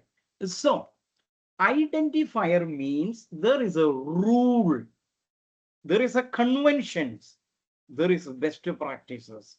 Whenever I say it is a rule, you need to follow it. Whenever it is a convention or a best practice, if you follow it, well and good. If you don't follow it, no problem. But best practices are for that is what is expecting from you. But if it is a rule, you need to follow what they are saying. Let us learn about this because look here, I need to teach you in identifier, but let us learn it right now. Any identifier starts with the name A or small a, Z, capital Z, anything in between. Let us try to do it. This is, let me write a test 3. Okay, because programs are getting more and more. Test3.py. Okay, look here. An identifier. Remember, an identifier always starts with a capital A to capital Z or small a to small z. Now let me see. Look at name is equals to name is the identifier. What is the value? The literal value Gopinathan. Okay. Now name is the identifier. Variable. The name is an identifier. Okay. And remember, perfectly you are starting with a alphabet. What they are saying, you can start with any characters in between, even an underscore. You can put an underscore. No problem. No problem. Oh, oh. Underscore. Underscore Gopinathan, no problem. No problem. You print underscore Gopinathan, underscore name, underscore name. Okay. Now you see, let me run it. Test.3. Test.3. Test3.py. Okay, Gopinathan, fine. So you can start any characters from A to Z or any character A to Z. Z. Or you can start with an underscore, no problem. Now my question is, there is a underscore is equals to Gopi. Now print underscore. Will it work? Will it work? Tell me. You need to tell me, sir. It is pretty simple. It is pretty simple. This, I'm not asking about this one. I'm not asking about the first one. Okay. There is a variable underscore. Underscore is equals to copy print underscore. Will it work? Please answer me. Yes. Yes, it will work because you can start any identifier name with a underscore, no problem. Even underscore alone will work. Let us see. Let us run both. This, it will say Gopinathan, Gopi. Perfect. So remember, you can use an underscore from the beginning. You can use even only underscore, that will also work. Now, coming back, what are the rules? Even underscore or more letters, underscore or a digit, you can have a digit, but there is a problem. You cannot start any name, any identifier starting with a digit 45 name. You cannot do it. Python will never allow you to start any name with integers, alphanumericals, only alphabets. This will work. But the moment you put it here, any number, then you are lost. But in towards the end, you can, in the middle, you can write, look here, my 35 in between, no problem. In between and towards the end, you can put numbers, but not before. Actual good practice. So these are the rules. What are the rules? Never ever start.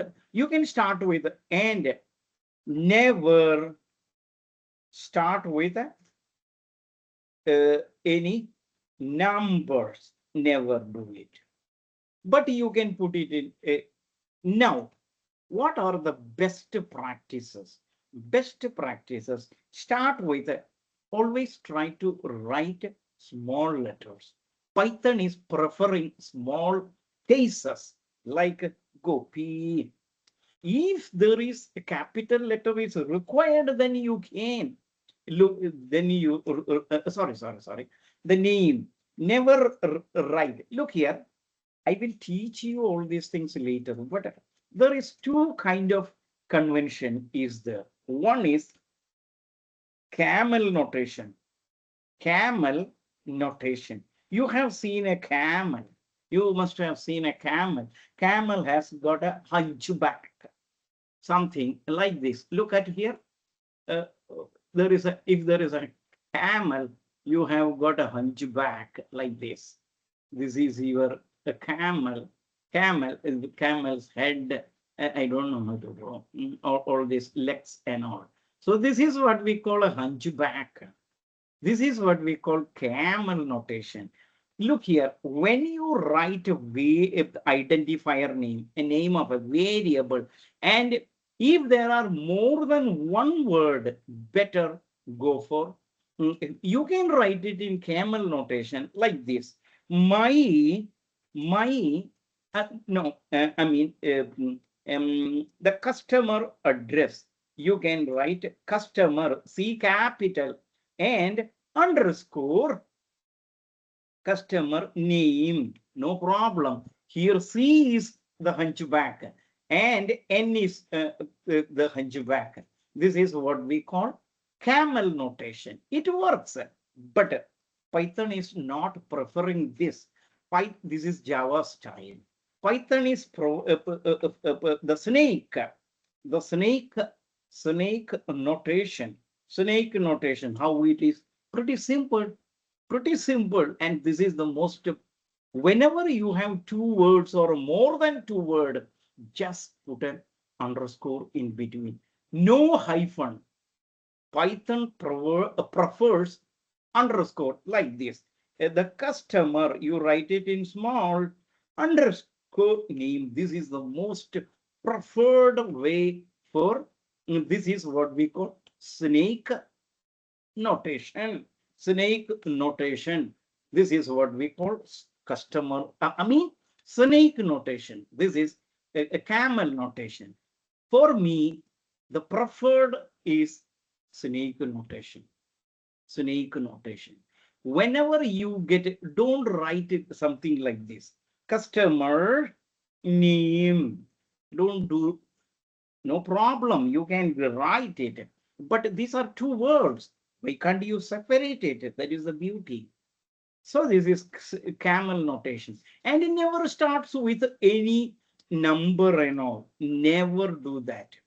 So these are the notation. Look here. Once again, finally, I'm showing you. If you start with any number, finish. No number. Number can be intertwined, in between or towards the end. Towards the end, it will work. Only numbers never will work. This will never work. Okay, this will never work. This will never work. Never work. So don't do that. So you can even put a my here. No problem. But the number and look here, underscore you can start, no problem, and underscore you can start and underscore you can write it. Look at name, you can write it like this, underscore name, and you can have in between, towards the end. It will take, no problem, it will take, but Python is discouraging starting underscore and both. There is a reason which I will tell you later. So we have seen the new, okay, here, uh, now let us, so a Python program as an anatomy, you will have sorry, identifiers, I'm sorry, identifiers, and you know the rule, conventions, and best practices. We will discuss it later. Variable, it is a memory, a storage in the RAM. I mean, it is a memory placeholder where you store your values. It is created the moment you assign a value to a variable. Pretty simple. And look here, A is equals to 100. 100 is the value, literal value assigned to a variable. A variable is born, so you can play with it. Oh, sorry. You can play with it. Now, what is a literal? Literal is the data, the value. We call it literal value. That is the data given in a variable or a constant. Python supports several types of literals, including string literal. I will tell you. Look at Python supports many values. Now, A is an integer here. Again, A is equals to, let us say 100.35. Okay, it is a floating point value. A is equals to a string. It is a string, literal string. It is a floating, literal, floating point, literal 100. I mean integer literal. This is string literal. There is something called a Boolean literal. Let us say A is that we will discuss it later. True, true, or false. It is a Boolean literal. There are many. We will discuss it at appropriate time when you learn data types. So literals are the actual value. They can be string literal, numerical literal, all that. Even a special literal none. You can say A is equals to here. Remember, only true, false, and none have initial capital letters.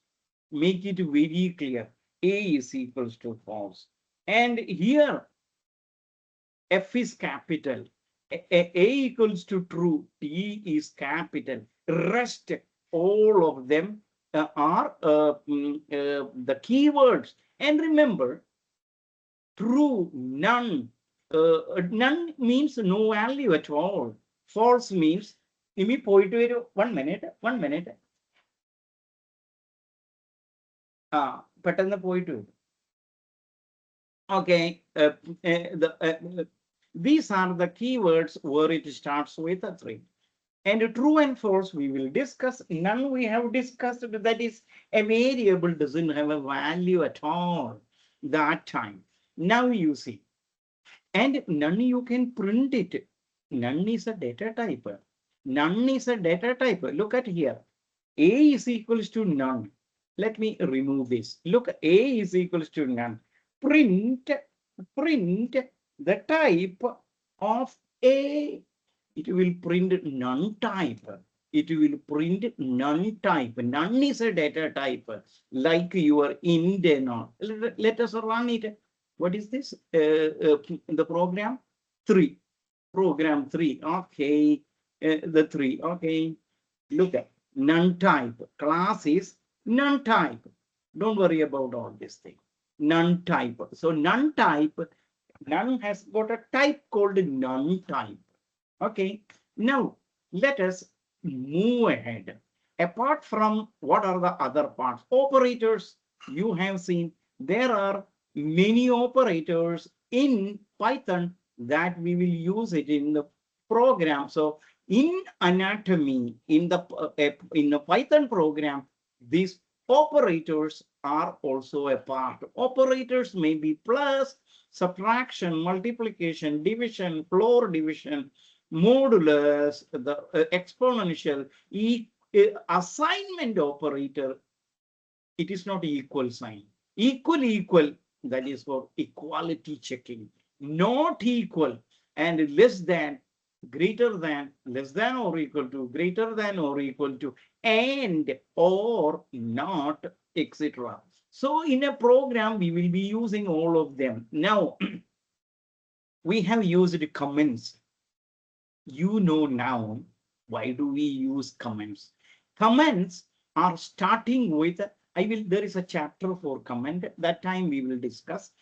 These are the lines that exist in the computer program that are ignored by your compiler, or in Python, there is nothing called a compiler as it is. And there is an interpreter. Interpreter will ignore your comments. Then why do we write the comments? Because that is for our information. And indentation, I told you, look at, in indentation is to separate, to define a block of code. Look here, we learned about what about the function? Let me remove all this stuff. Okay, look here. There is a function. What this function does? You give to this thing. Let us say def is the keyword, and there is a name, show details, show underscore. It is, I told you, show info. You pass the name and age. It will print my name is, or let us put my favorite. I don't want this bloody thing. Look at f string, put a single string, put whatever you want to. My name is, what is that? Put it in a placeholder. This is the most beautiful thing. Now, my age is this, and my name is this, and age is, put the placeholder again. Simple. This is the most beautiful way of writing. Don't do anything. This is the way. And there is no space. Now, so there is no problem of space, concatenation, nothing. That is why I recommended this. Now you see, it is not returning anything. Let us put it simple. So, what I was discussing, indentation. Indentation. Look at, when you make a function, you can have one line or 100 lines. But whether it is one line or 100 lines, you need to put it into this 4-line indentation, because that is the way it is forming a block. When you call this function, in that block, whether there is one line, 100 line, 1000 line, all will be executed if it is within the block. How do you define the block? Keep the 4 space indent. Automatically it will come. Look here. It is a comment. Print my name. This I don't know. We have already discussed. Oh, so funny thing. Because I'm using an AI. That is why. Okay. Oh. Look here. So it is all simple. What my objective is to tell you that, oh, this is the problem. Okay, look, there is a function called show info. So now you see, when you have got a function, it can have one line and 100 line. If you write any, let me cut this. If you don't write a function without anything, look up, and when you call it show info, and you are passing, oh, sorry, show info, and if you are passing, it will never work. What it is saying, look at, when you define a function without any line like this, it will not run.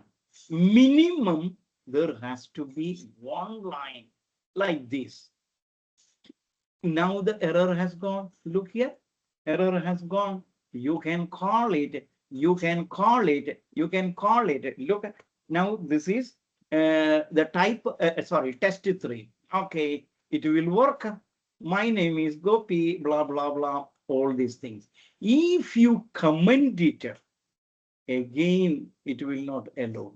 But what Python is saying, if you want to have a function, minimum there has to be one executable line, no comment. You may say, I put a comment, you take it as a statement. No, comment is not an executable.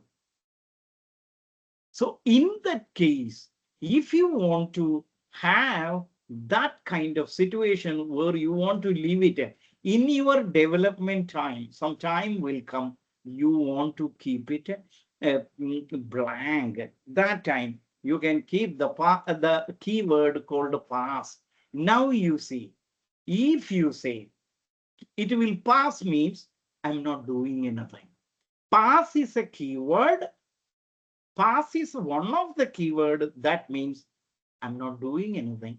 Maybe later I may do it. So when you call it, this time program will work, but it will not show anything because you are not showing, you are not doing anything. Simply say pass. Pass means I'm not doing anything right now. So if you call this function, it will not show any output. Look, no output because you said pass, nothing. Got it? Got it. So let me answer here. Indentation is pretty clear. When you are using not only the function, there are many other things will come where we will use the indentation. One of them is function. There is if statement, there is loops, while loop, for loop, and all, where we will use indentation. Indentation is to run it as a block of code, whether it is 1 line, 100 line, 1000 line, but everything has to be in a block. How do you ensure it? Put the proper indentation. That's it. Now, a program will have indentation. Our program has got also indented. Look at it, anatomy. This function has got a proper indentation. Look here. When you put a colon, that is the time you give the function def addition num1, num2, colon, that is a signature. Whatever you write below is the block that we call a definition.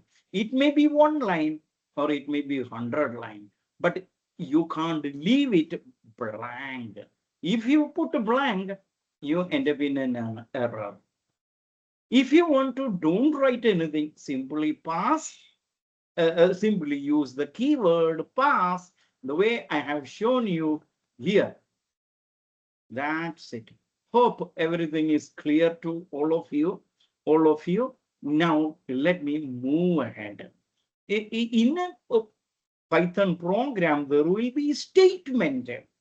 Statement is an instruction that Python interpreter can execute. If let me write a statement. This is a statement. This is not a, this is a function definition. When I say this, here I say name is equals to Gopi. Name is equals to Gopi. It is a statement because interpreter executes it. Age is equals to 25. It is a statement because interpreter executes it. When you call this program, you pass, instead of hard coding Gopi and all that stuff, you can pass the variable, and this is also a statement. So what is a statement in a Python program? Statements are the executable statement. And remember, this is not a statement. It is a command. Interpreter will ignore it. Then why the hell we are writing the command? This is for you and me to understand the program logic, program details. So at the line number 10, it is a command that is not a statement but a command. But the 11, it is an executable statement. Now there is something called expression. Make it very clear. You understood what is an expression. Look, pay attention here, all of you. If you have got doubt, you can ask me. Look, 1 minute. 1 minute.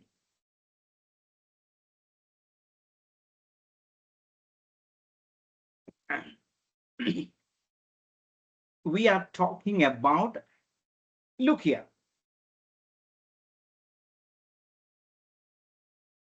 X equals to 10. Y is equals to 5. Okay. Oh, sorry.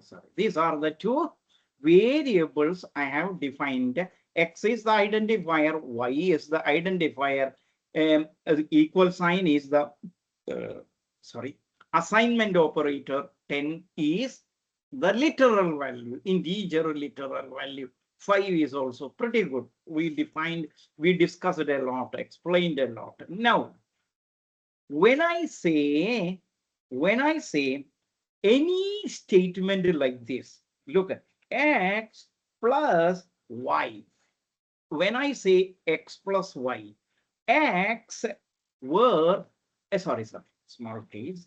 Always write it in small case. Never ever write in capital, in the capital letters only when it is required. I will tell you when it is. Now, X is an operand. X is an operand. X is an operand. You have learned all these things in your small class. Y is also is an operand. So you have got an operand and plus sign is what we call an operator. Is an operator. Operator, what it is doing? Just arithmetic operation. Arithmetic operator plus sign. So this statement X plus Y is I write it, X plus Y is an, what? You tell me. It is an operation. X is an operand, Y is an operand, plus sign is an operator. When you do this, and for your this thing, I just put it. Actually, it is not required. X plus Y is an operation you are doing. And what kind of operation? It is arithmetic addition. It can be subtraction, multiplication. There are many kind of operation. We will learn it later. So anything which you write like this, it is an operation. And remember, when I write Z is equals to X plus Y, two operands are added together and assigned that total value, that result into another variable. This variable is what we call something, I'm just writing here, result. That you are storing the result of an operation, in a variable. That is what we call a result. When you have a statement like this, this is what we call an expression. Make it very clear you understood what I am telling. X is equals to X plus Y. I just written, it can be anything. It can be anything. It is an expression. And when you say, but if this expression contains an operation, What are the operands? What are the operator? Everything's pretty clear. Pretty clear. So make sure you understood. If you have got a doubt, you need to ask me. You need to ask me when you have got any doubt. Look at where it is. Oh, here. So there is a, make it very clear, statements are the executable statements, and you know what is an operations using operands and operators that you will create using operands and operators. Okay, and when you write your operation along with the result equals to, so any operation you do, it will return that you can store it in a result. This is what we call an expression. Make it very clear. You understood. If I write it like this, look up. Sum is equals to, so sum is the result. Sum is equals to, what is the value? X plus y. It is an expression. This much is an operation. The result of the operation is stored in a result like the variable sum. So basically, it is an expression. So that is what it is told statement. An expression is a combination of value, variable operators, and call to a function. And remember, when you write a function like this, instead of hard coding, let me write a function here. Let us say def add add a comma b. You don't need to write the same name. You can give any x and y, a comma b, and hard code, no problem. And now you say, you simply return a plus b, return a plus b. This is the function that will add to you whatever you are passing, and it will return the sum. So that you can call it here. Look at this is an expression. Sum is equals to, what is that? Add. Because add is a function, there is a operation and all, and it is returning a value. Here you can say x comma y. X and y are your variables, and whatever it may be, when you call it, it will come over here. So a and b become x and y, that is 10 and 5, add up, and it will return. So sum will have that value 15. And when you say it is an expression, a print, you can even say x plus y, no problem. This is also a expression, because x and y is an operation that returns a value, that a final result you are printing directly. Or you can call this function. It's up to you what to do. Now, functions. Function is a block of organized, reusable code that is used to perform a single related action. Now it is clear. Look at, there is a function called add that is doing a task. Function is a block of organized code for reusability that is used to perform a single related action. What is the action here? Addition. So you are familiar with the functions. We will discuss function. If function is very important. Python is a first class function. In Python is a first class citizen. That is the way we call it. Because everything what you write is a function. You call a function, you write a function, call that function, you pass another function to your function. Your function can return a function. I'm not going into that complexity right now. Functions will make complex things. It is pretty simple, but we will see it later. And when we write object-oriented programming, there we will have classes, concept, objects, and all that. We will learn it later. And module and packages, we will see it later. For the time being, module allow you to logically organize your Python code. When you write a program, Python program, you can take it as a Python module. When you write a Python program, you can take it as a Python module. That I will discuss. When you have more, look here, the concept is pretty simple. Concept is pretty simple. You write a program.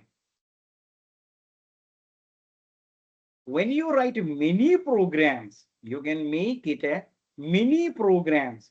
You can make a module. When you write many modules, many modules, that you can take it as a framework or a package. Framework or I will teach you all these things later. So exception handling, I have shown you. When look at a Python philosophy is very simple. Error will come. You can't help. I can't help. Error, when you are running a program, error is likely to happen, sir. You can't prevent the error from coming. Suppose if you are running your program, the power gone, what the hell you will do? When you are running your program, your hard disk is crashed. When you are running your program, that time memory gone out of memory. Out of memory. I mean buffer overflow. What you can do? You can't do anything. So you are trying to read a file. You know that file was there. But when you're calling that program, somebody else without knowing, he deleted. So when you are trying to read that file, you will get an error called file not found error. You can't do anything. So errors are bound to come. The only thing you can do, let the program not crash, so that your program will end up normally, not abnormally. That is the view. That is the only thing you can do as a developer, as a developer, as a developer. So exception handling using try, except, finally, and all that kind of keywords, we can manage the error situation, and we will not let the program crash and show a dirty screen called traceback to the users. So we will, that I have already shown you other day. Now file input, output, these are all you can read it. I'm not getting into anything right now. Now, if this is an example, you can run it pretty simple. You are finding the area of the circle. Area of the circle. So I'm not getting into how do you find the area of a circle. Pretty simple. Look, there is a variable called radius. Radius is equals to 5. And what is the mathematical formula to calculate the area? What is our problem? What is, always write the problem? Problem. What is the problem? Find the area of a circle with a given radius as 5 unit or whatever. So radius is given as a variable. Radius is a variable. Here you can say this is the radius. Formulate them. That okay. Let me. Okay. Now you see. Okay. Look here. Radius is there. You want to find a area of that circle. There is a formula called pi. How do you find that? This is simple mathematics. Pi, where is pi? The mathematical pi. Pi multiplied by radius to the power of 2. In Python, we write this operator 2. That means in mathematically, that is pi. Oh, always write small pi, no capital in Python. Pi, that it is as good as multiplied by radius. What is the radius? Radius multiplied by radius. The radius square 2 means radius multiplied by radius twice. If it is twice, 3 times. So this is pi.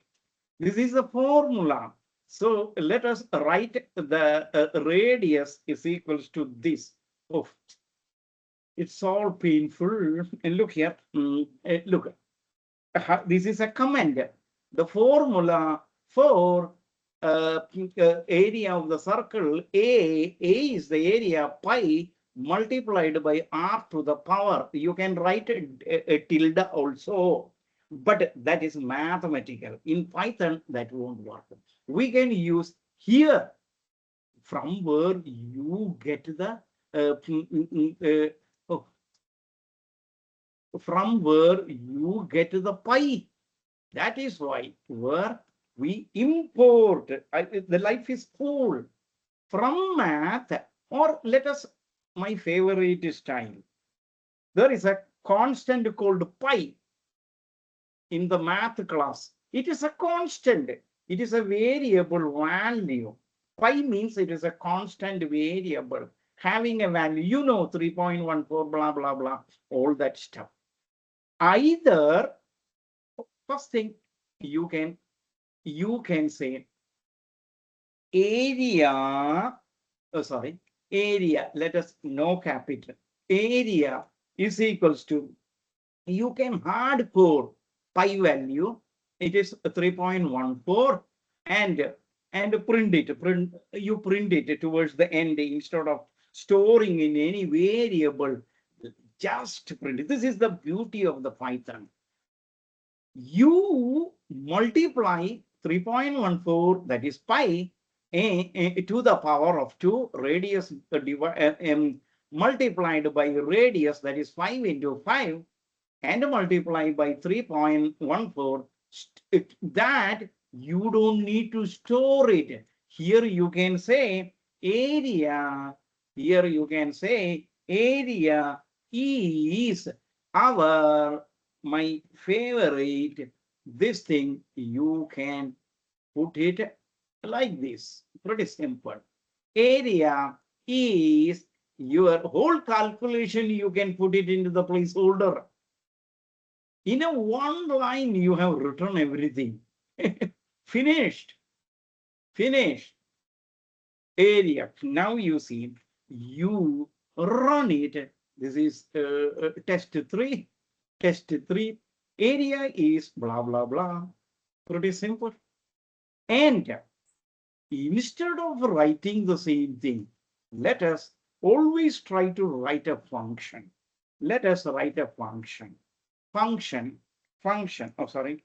Let us get it done. The area of the using a function called function def area of, look at there. It is the snake notation. Area underscore of underscore circle. And you are passing your radius and return 3.14 multiplied by all that step.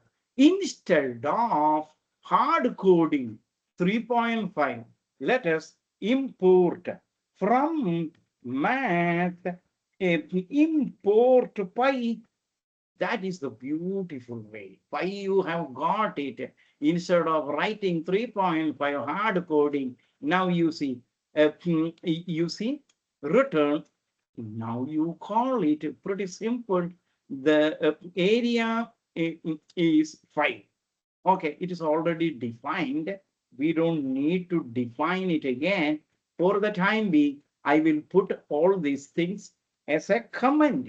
Okay, now we are focusing. Same thing what we have done, I'm getting it done through a function. Pretty simple. Always write to the function and don't hard code Py and all. Get it imported from Python module called math. That constant is available. Now you call it, you have got a radius, or you can write anything. Now you see the print calculate the area. Area is equals to, you call the function and it is returning. Make it very clear. So either you can write it, the print the area like this, or you can simply say print, and you can simply put it here. What is that?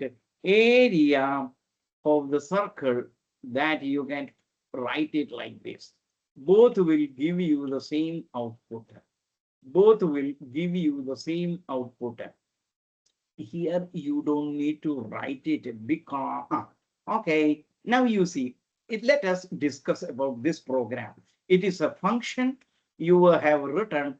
You are importing the pi value. You created your Python function to calculate the area of the circle. This is the most professional way. You have got your variable. Now you are calling that function, and whatever the variable area you have got, that you displayed, and again, without storing in any variable, directly print it. You call the function, pass the variable, done.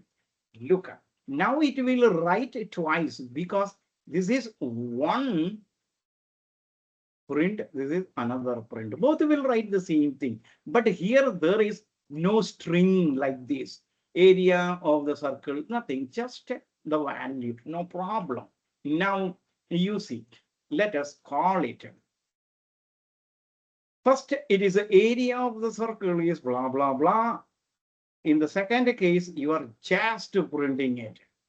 Always better to write it like this, because whoever reads this, look at 78.54 blah, blah, blah, what it is, nobody knows. So if you write area of the circle is radius, blah, blah, so you give a string, it is easy to understand. So you can choose the one which you want. So I will give you this program, you play with it. If you have got a doubt, you can ask me. Okay, do it fast. And you can come back. When we started the class, we have got 45 people. Now we have got 31 people. It is horrible. Now, when we move more and more ahead, I have got this experience here with your other batch. When we started, there were 50 people, and towards the end, I hardly get to 10 people. I don't understand. What is the problem? They don't tell. What is their problem? Why don't they come to the class? And none of them will talk anything. That is a horrible part. Even I press them, they don't say anything. And even I don't know whether they are listening. They are present in the class, 10 people, but none of them talk. So it's a horrible experience. Anyway, I don't look here. I'm not going to lose anything. When I complete this batch, I get the money for which I worked. I get the money. But the difference is for you. The difference is for you. For me, I can, what is it? Okay, look at area. Very good. Very good. Very good. Okay, no. Area. Okay, you can get it any way you want. Any way you want. Look here. Let me tell you something upfront. Look at. Now I am commenting this. Okay, commenting control forward slash. Everything commented. multiple comments, I have done it. Look here. When you have a variable called x equal to 10, y is equals to 5. Look here. You can say print x plus y, x plus y. It will print. You will get 15. Let me see it. Let me show it so that things will be clear. 15. Fine. I can do it that way. Or let us say z is equals to x plus 5. Okay. And you can write it like this. So additionally, you are storing in a variable called z, and you are printing. Here also you can put this string here. Here also you can put this string here. Okay, put this string, no problem. Both will give me the same answer. Look here. Total is 15, total is 15, all that stuff. Okay. Now you see, unnecessarily, you are using a variable. Here, you didn't use any variable. On the fly, you calculated, you got your result that you are printing. This is the way, the preferred way is this, not this.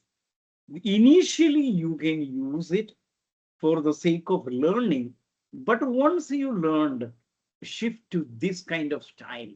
Avoid temporary variable. Why do you need to use a temporary variable when you can get it? Look at the output. Both are same. Then why do you do this kind of I got a voice from somebody here. Got it. Okay. Clear. Clear. Oh, sorry.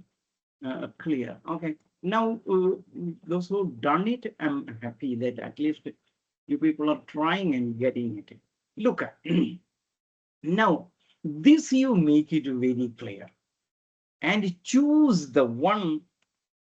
This is again. I like the first line, the first kind. Second one using a temporary variable, but both are giving you the same result, output, expected result. Then why do you need to use a temporary variable and wasting your memory? Think over. Now you see. Let us come to this thing. And this program you can run. And look here, going forward, whatever you see a character highlighting like this in a gray light background, it is the copy, the program you need to copy and get it done. And output normally I show in yellow color. Look at from here to here, it is a quite a lengthy program. You don't need to do it right now.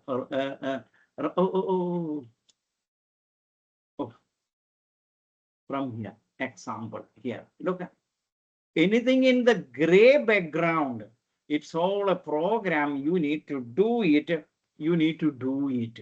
When the output, normally I show it in this is your running.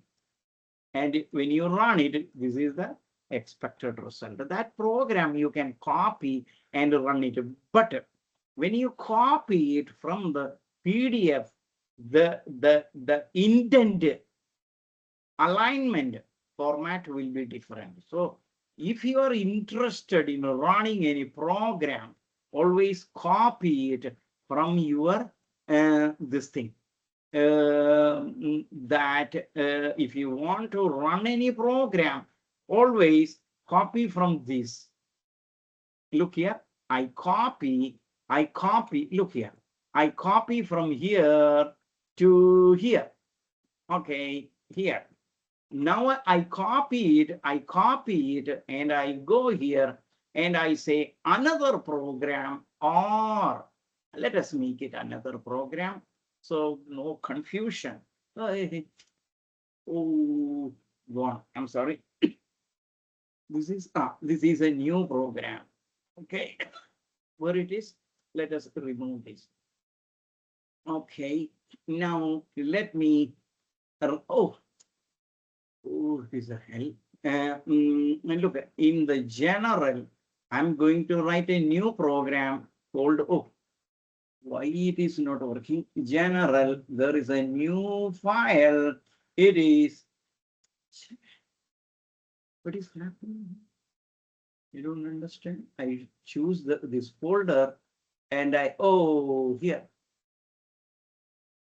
I choose this and, or let me choose this, write a new program that is test4.py and paste everything over here. It is a huge program for you right now. It may look a bit complex. I'm not getting into it. Whatever the anatomy, the contents, it is there. There is import keyword, math is a module, def, there is a function, there is a keyword, and there is another function. Don't worry about all this stuff at this point of time. Don't worry. There are 3 functions I have written. Don't worry about all these things. I just call this program as a for okay, run it. The factorial, blah, blah, blah. So what my intention to tell you, whatever I have given in the gray color, it is the program. Whatever I have shown it in the this thing, yellow color, that is the output. Explanation of the component, these are all we have discussed. There is another program also, you can run it, but it's all bit complex programs, you don't need to. Now there is something called Python syntax and semantics. Look up, you need to understand this concept. Already I have told you, syntax is the grammar, a set of rules that govern the structure and arrangement of the code. Look at, I go to, what is our program? The test 3. Okay. I commented this also. Later you can uncomment and make it run. It's okay. Now you see, there is syntax means when you write something syntactically incorrect, while you create the program, that time Python will show you, hey, there is something wrong syntax. For example, look here. And for example, right now I will teach you what is a keyword. We will go to the chapter called keyword. Keywords are reserved words. Make it very clear you understood the meaning that keywords in Python, there are 35 keywords. They are all reserved words. Reserved. There is a big meaning to it. Meaning is pretty simple. Let me say, there is a keyword called import, which you learned. Import math. Beautiful. You imported the math module, then you can do any mathematical operation and all. Now you see, import is a keyword. You cannot use it as an identifier, a name of a variable. You can use keyword, but don't use any keyword as a variable's name, function name. No, you can't. Let us say def is a keyword to create, to define a function. You can't write def as a variable. If you say def, this guy will take it as a program, I mean a function. You can't say def is equals to 100. Nothing will work. Look at the way it is. This is a syntactical error. He is telling def is a keyword. You can't use it as a variable word. Variable word. Got it?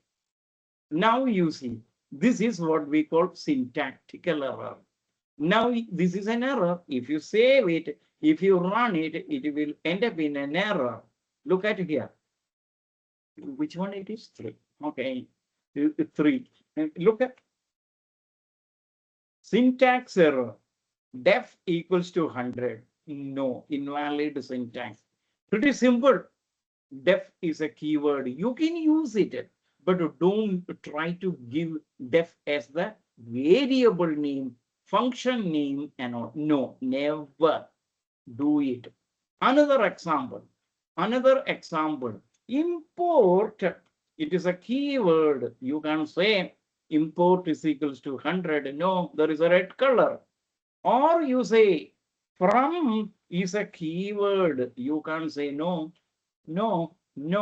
That is why we call it. Nimi, 1 minute.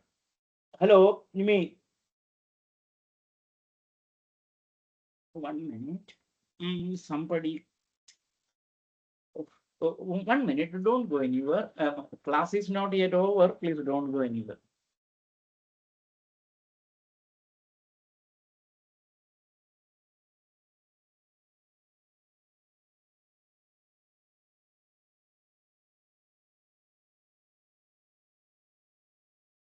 So sorry. Look at. No. Okay. Now I'm sorry.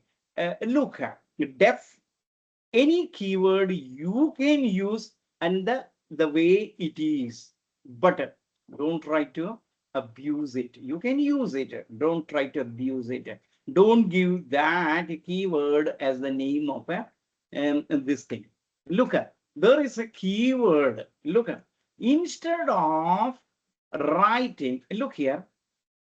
Here I say, instead of this, I say from math import, let us say pi, the pi, the mathematical pi, pi as it is a keyword, my pi, because instead of saying pi, I say my pi. You can use it. Now you say print my pi.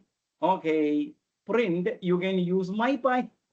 So as is a keyword, to use it as an alias, shortcut or another name, alias. Now look at, you can print it. It will print 3.1 point blah blah blah blah blah, all that stuff. You can run it. Look at here. 3.14 blah blah blah blah, all that stuff. Now you see, as is a keyword which you have already seen. You cannot say as equals to Gopi. Never it will work, because as is a keyword, you can use it, but don't give it as a name of a variable. You cannot say def as. No. You cannot do it. As is a keyword. You can't give it as a function name, variable name. I hope you understood what I really meant to say. Here there is a how to 1 minute, how to make all the source code to again and control. Okay, first let me take a code and look here. Let me remove all this stuff. Okay. Now you see here let us work with from here. Okay, this much code, if you want to decomment, remove the comment, simply plus control K, then control U. Finished. And if you want to make it control, command control forward slash, I will write it. If as you have asked, look up control plus forward slash. This is to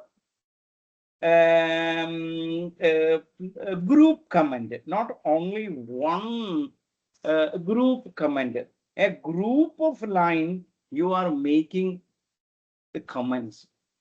To remove that thing, you need to press control plus K, then control U, control plus, not a plus, there is no plus. I'm telling you. Now you see. Look here. Look at again here. This, let me control K, control U. Look at this is, I want to comment it. So simply select it, then you say control and forward slash, control forward slash. Once you've done it, if you want to remove it later, you select it again and you say control K, then followed by control U. That's it. So I hope I answered this. Okay. Now, display, select line you would like command and control.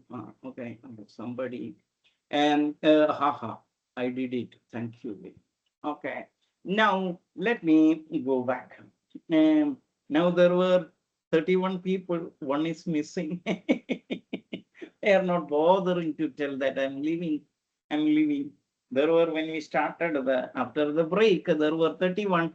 Now there is 30. One is missing in action. Okay. Now you see, look, I don't have any problem. I don't have any problem. Even if there is only one, I will teach. Okay. Now you see, let us go back. So what is a syntax? Syntax is a grammatical rule for your Python program where it expects the structure and the format. You cannot say import date time. There is a module as DT. Okay. You cannot say import. No, syntactically wrong.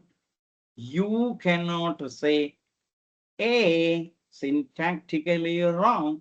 So syntax error will be visible to you while you create the program. But when you semantic error, the semantic means what?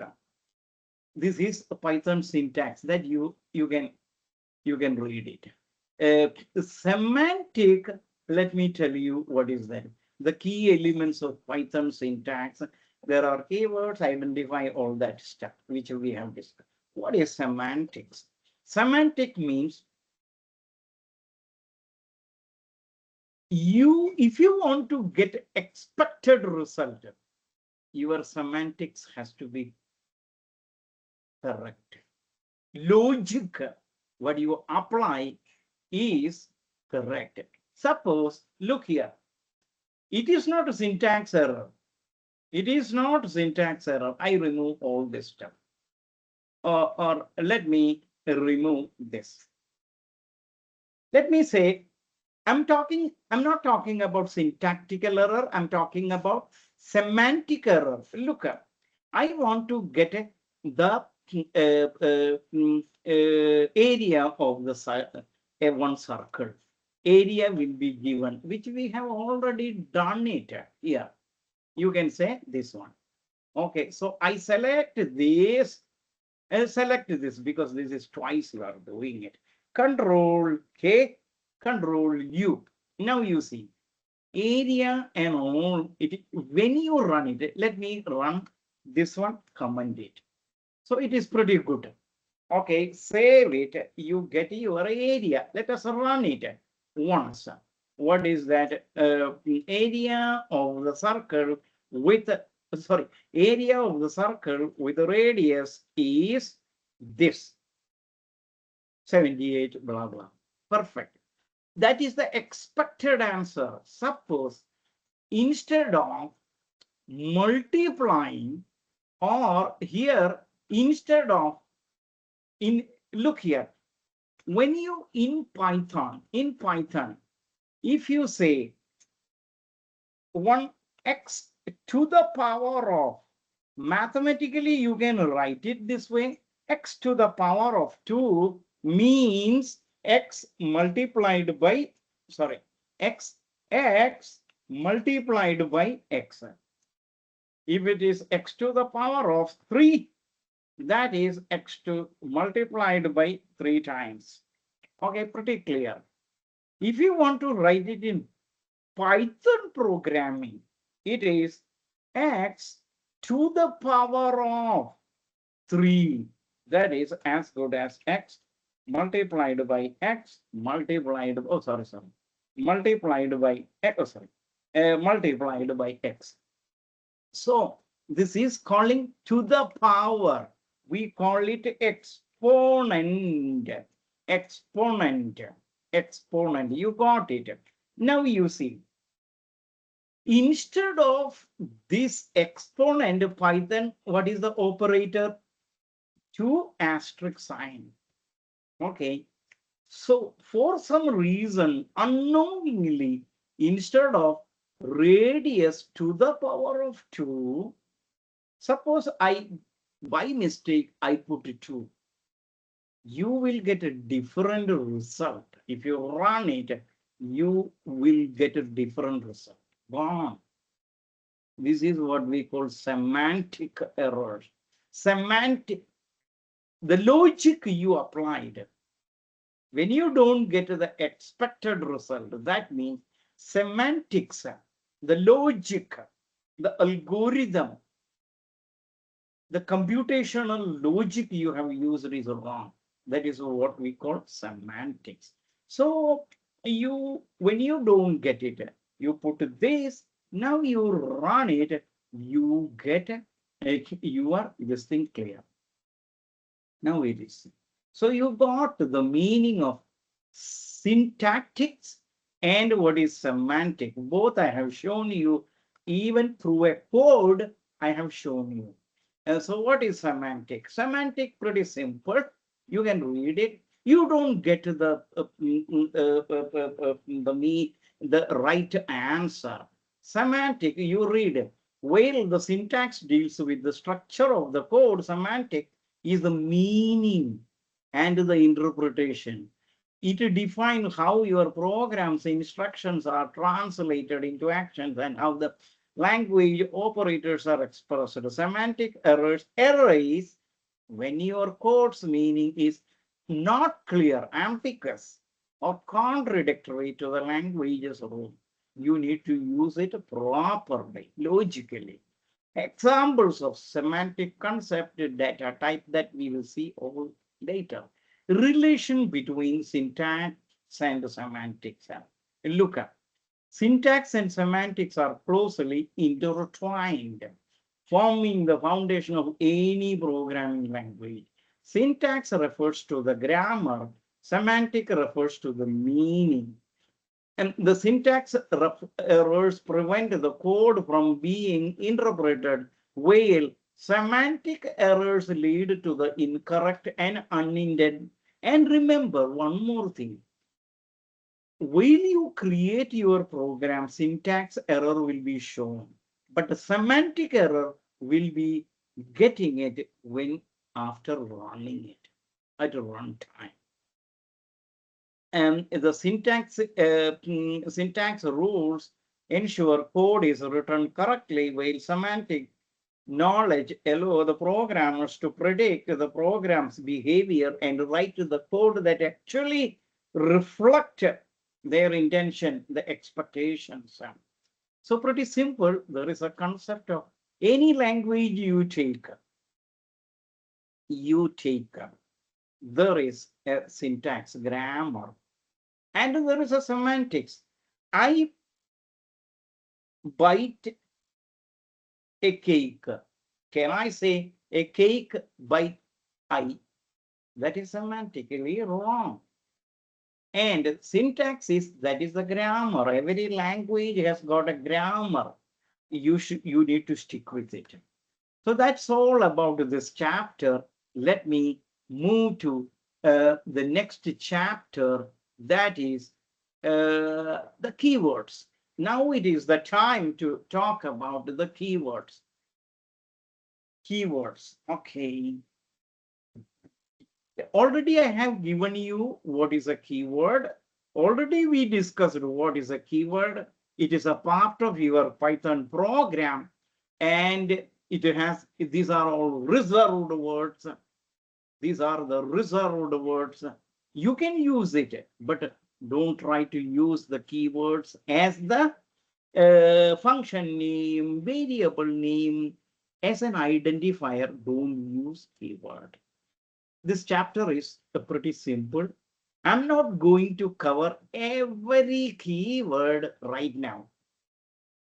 I will tell you what is a keyword, why it is reserved, and all that stuff. Now, each keyword we will learn at the appropriate time. Else, if I try to go inside and tell you every keyword, we will not reach anywhere. We will not reach anywhere. Many things you have seen, and or not. Now it is not the time to talk about. These are all operators, logical operators. We will learn at the appropriate time. So I will not venture into discussing each keyword description with example.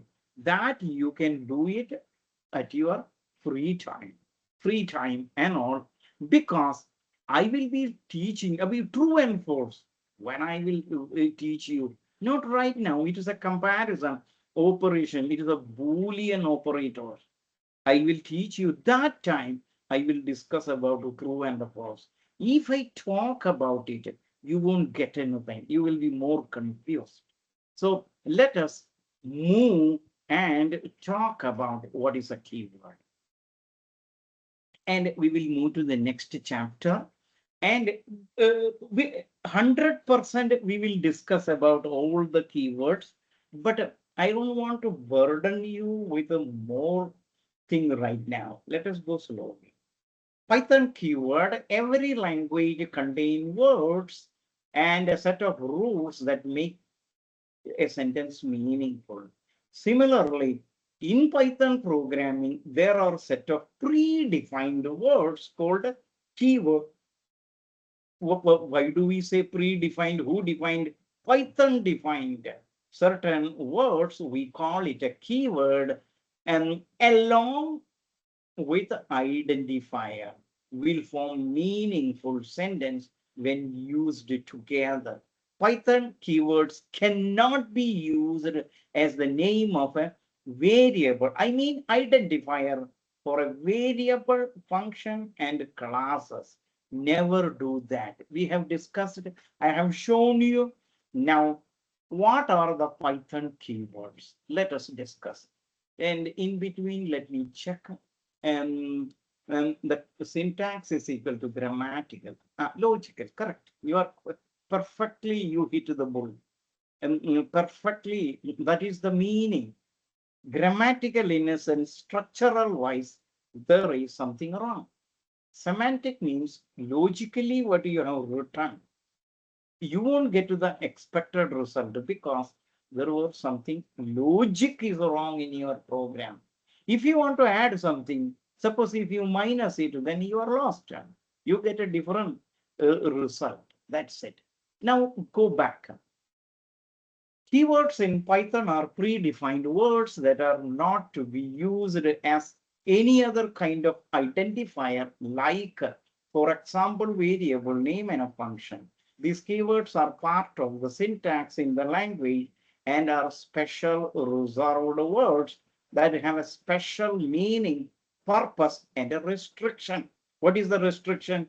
You can't use it as a variable name and all. They play major role in the Python code by defining its structure and the logic. Keywords are fundamental building block of the Python syntax, Python anatomy, structure, and they provide the structure and the logic of the Python program. Python keywords cannot be used as an identifier, function name, variable name, or any other keyword. And remember, these are all repetition. And this is very important. Python keywords are case sensitive and must be spelled exactly that way. Look here, always do the program, then you will understand. Let us comment it for the time being. Control forward slash. Now you see, there is a, I can't write as, it is a keyword, I can't write as equal to 10. No, never.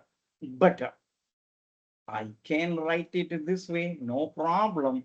It's not a keyword, perfect. Python will accept it.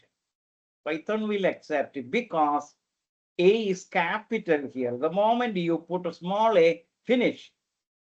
So as